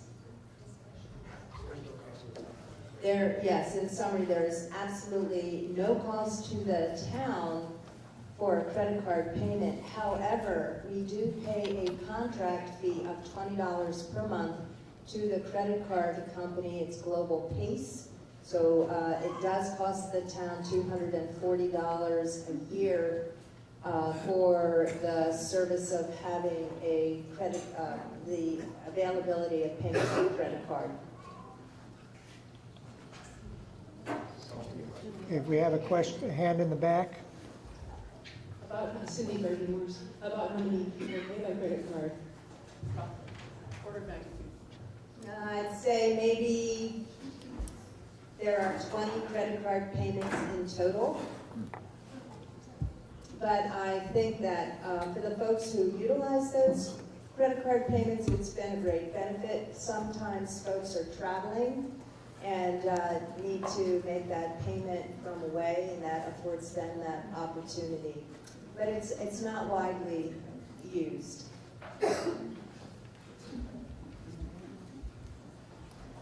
Are you ready for the question? If it's 20 people and it's $200 a year, is that $10 a person that we're paying for that service for those people? Couldn't we just ask them to pay earlier and we give them a discount? I would rather not use credit card companies if we didn't have to. Well, I can't really answer that question. That's a question for the town. The credit card percentage is less than the delinquent fee, which is 4.5%. The credit card percentages are roughly 2%. So it's a cost-benefit analysis for a person paying by credit card to pay on time and incur a 2% fee, or to pay late and incur a 4.5% penalty plus a 0.5% interest. So I do think it serves a benefit.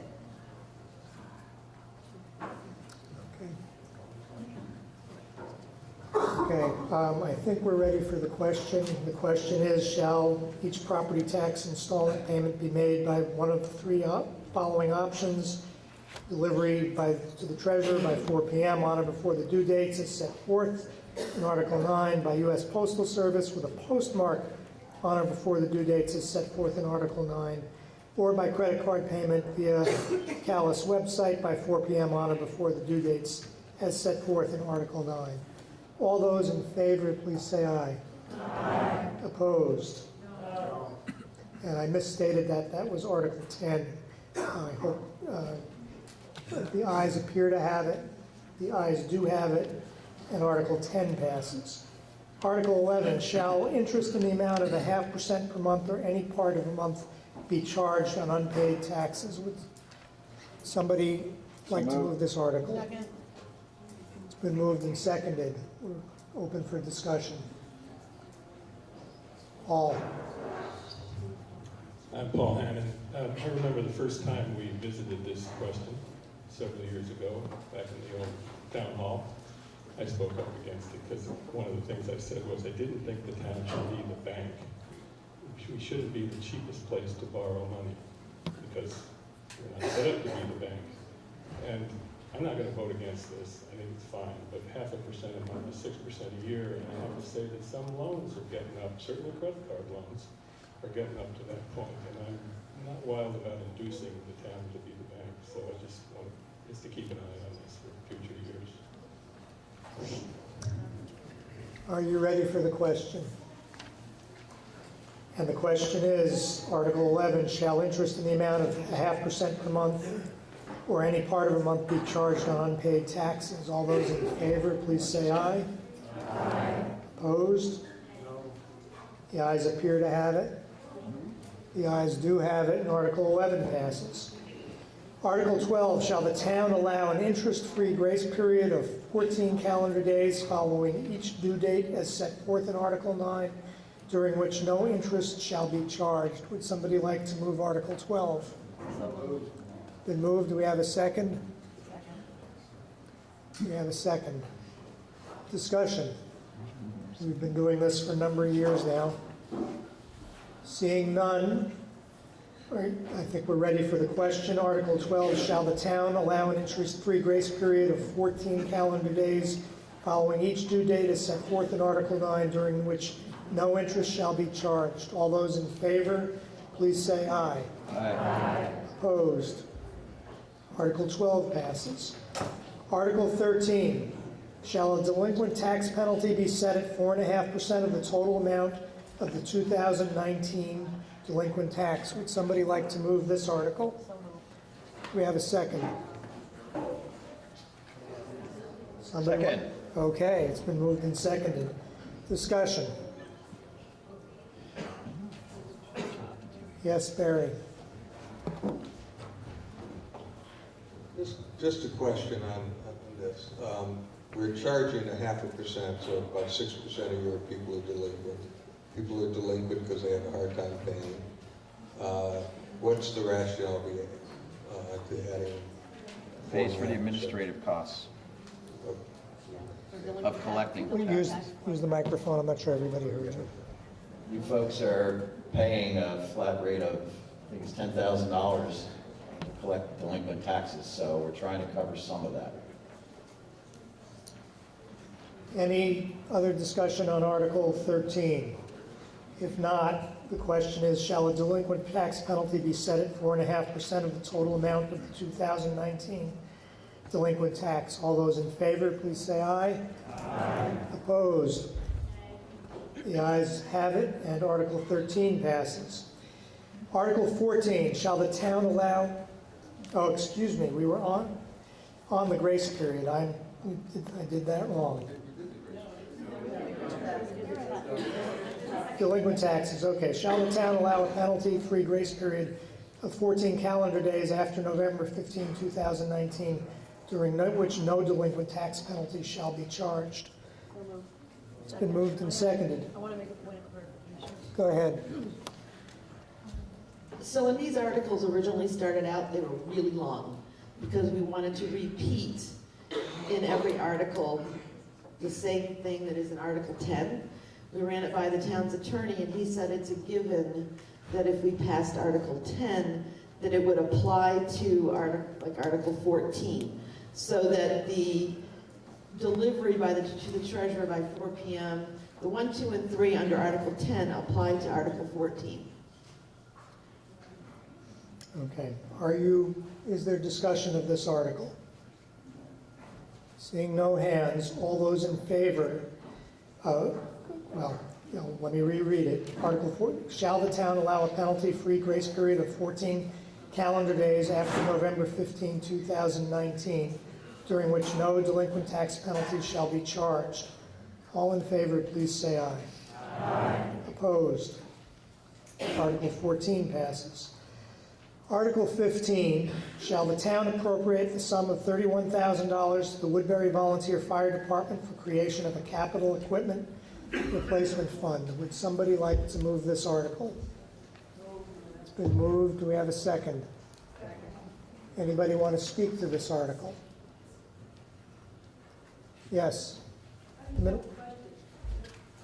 I just have a question. I know that you've explained this before a lot, and you have meetings about it, but I've just started paying attention. Why do we have 2 fire departments?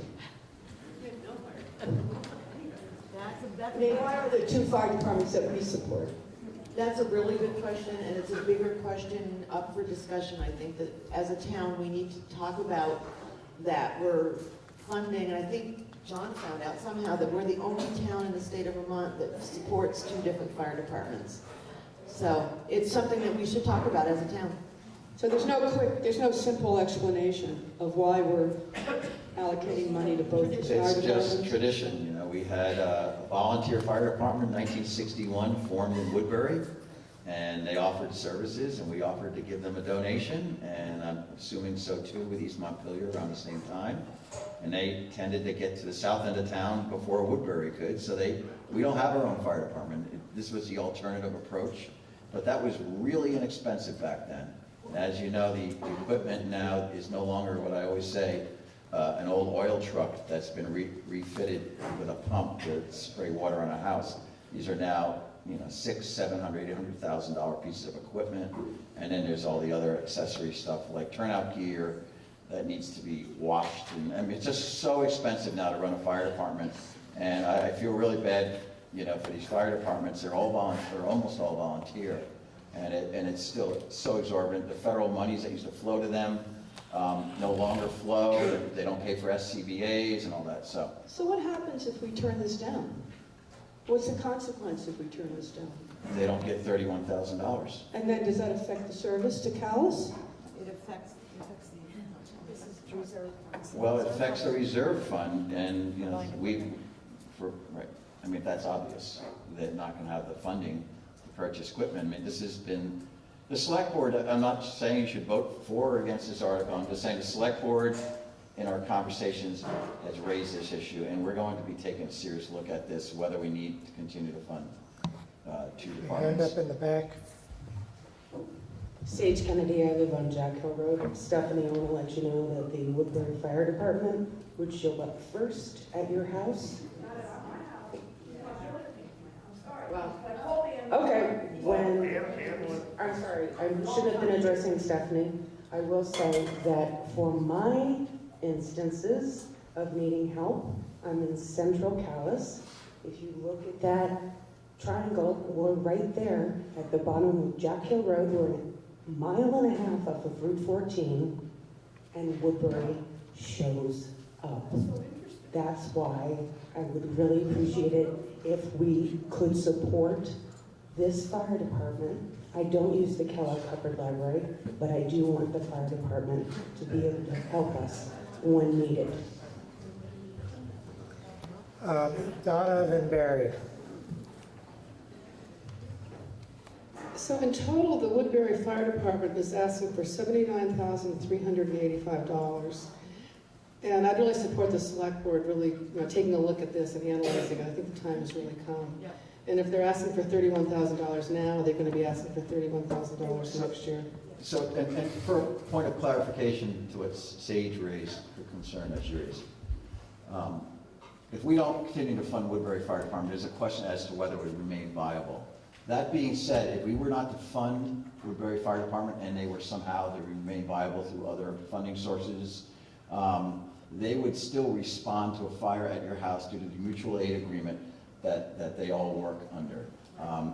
Dot Naylor, I overheard her talking about Worcester showing up at her house first. That's the case. Again, whenever there's a 5-alarm house fire, all fire departments surrounding that town would respond unless called off. So that the closest fire truck is gonna get there, and actually it might be the fire, one day it might be East Montpelier that shows up at your house. Has to do when the volunteer, gets on the truck and starts heading your way. It really has to do with that too. Barry, and then we'll go to the back. I'm happy that you're going to study this. I haven't had a fire in a long time because I now have learned after 50 years to use dry wood. But well, in the old days we used to cut it and burn it. But I will say that the first fire department that showed up at my house, which is right on the Woodbury town line, was Woodbury. So, if I had to do this instantaneously, I'd say, can we go back and not fund East Montpelier, which I think some people on the other side of the town might not like. And I just want to make a side comment, and it has to do with the ambulance, and I know this is sort of out of order, but they had said that they were going to be self-funding, and I see that we in our budget put money in for that. So I think we should look at all of it. It's a lot of monies, even like Kellogg, which I support, but $17 a person is a lot of money for a family with 4 or 5 people. I don't mind doing it. I'm happy to do it. I don't use the library that much. The emergency services, fire department, EMS is 11% of our budget total. In back, yes. Chris Teller, Jack Hill. For Stephanie, it was the ambulance that went to your house, not the fire department. Woodbury doesn't run the ambulance. My question is, if we drop Woodbury, what does that do to our fire insurance? Where the insurance is dual, how far your house is from a fire department. Yes, they will become mutual aid, but that doesn't mean they will become, and they may be in Hardwick. Right. What we're talking about, this article is a reserve fund to build up money to be able to purchase a truck. So this is something they probably should have done years and years ago, but didn't. They have new members and they're looking ahead, which is a good thing. But we're going to take a look at the whole situation, all of the emergency services that we receive. I think we need to take a hard look at it, because Calais, like I said, supports too.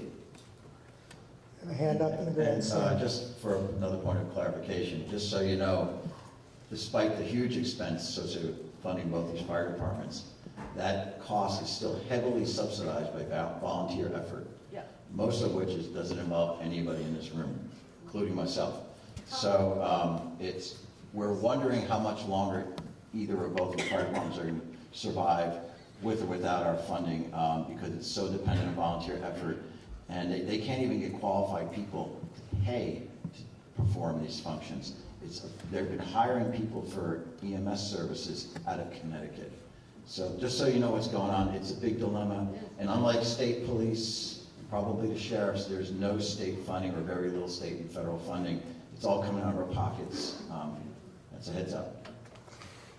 Hi, Tegan Dyke Brown. I live in East Calais. I was just wondering, on page 86, it says the budget overall for Woodbury is rising 2.3%. Woodbury's portion for operating expenses will be increasing $539, and Calais will be increasing $2,125.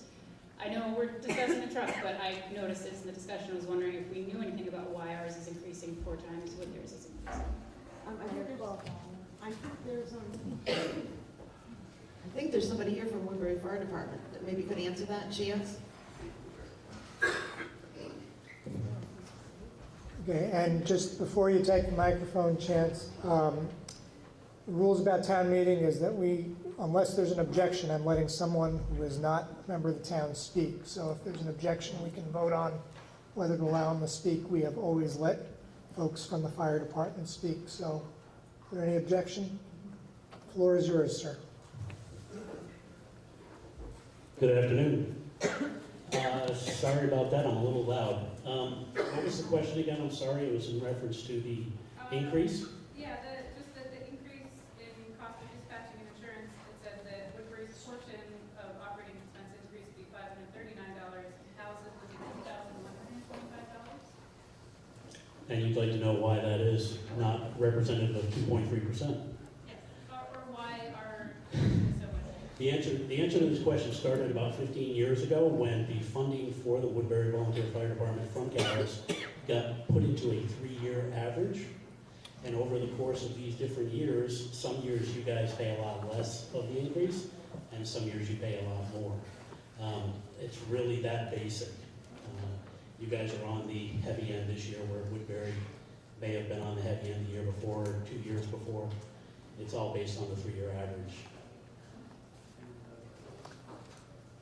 Okay, further discussion behind you. Hi, Jeff Fannin. So my understanding is, and I support the Woodbury Fire Department, and I want to support them, but this is only about establishing a reserve fund or some creation of a reserve fund. If the select board is going to be looking at whether we fund, continue to fund the Woodbury Fire Department at all in the future, why would we put $31,000 today into a fund that we may not be funding in the future? And I think that could be, anyway, that's my question, why are we putting in 30? So I've been suggesting maybe we make a motion to table this till the time the select board has taken up the discussion, the larger discussion. You're making a motion to table this? Yes. Okay. Okay, so that would mean we would end discussion of this today if you pass this motion. Oh, I heard a second over here. Yep. So all those in favor of tabling this item, please say aye. Aye. Those opposed? No. The noes appear to have it, and we'll continue the discussion. You want to respond? I'm going to go back to the substantive point around if the select board is going to look at possibly not continuing to support Woodbury. And to clarify what Denise said a few minutes ago, the question that the select board is going to be processing is not should we continue to support Woodbury. It's a holistic look at the emergency services we access and how we support them. So East Montpelier is equally part of that conversation. So it's not a Woodbury yes or no issue for the select board. It's a holistic approach, just to be clear. Yeah. Which is why I voted against the motion to table. I wanted you to have that information. Further discussion on this item? Yeah, Greg.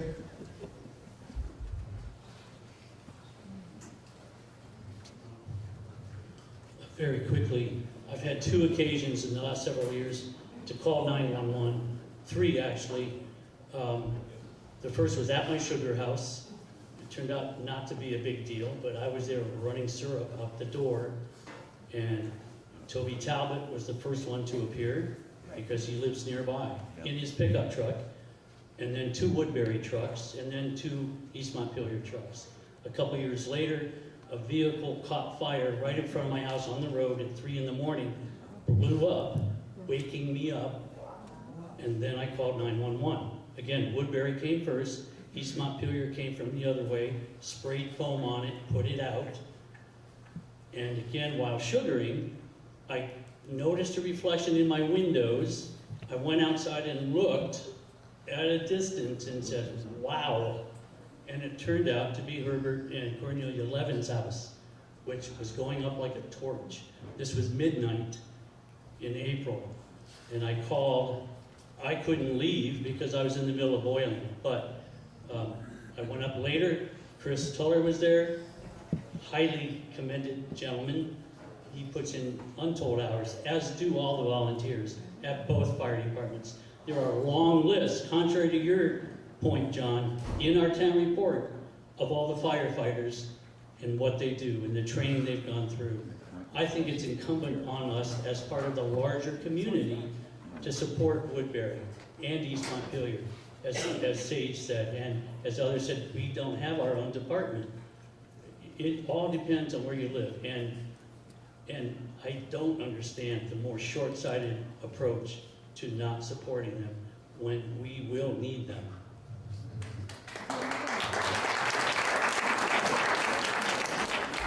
Are you ready for the question?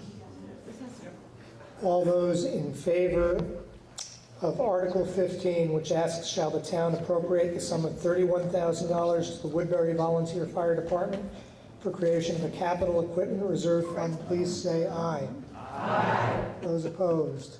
No. The ayes appear to have it. The ayes do have it, and Article 15 passes.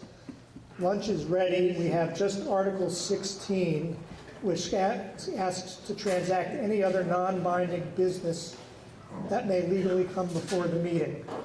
Do we have any such business? Barry?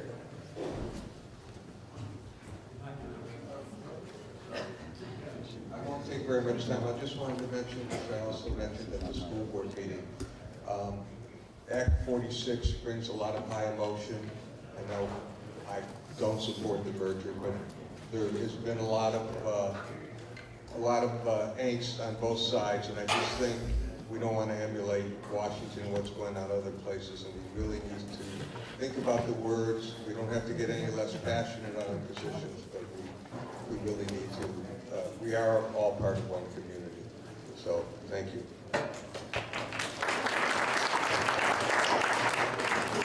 Cindy?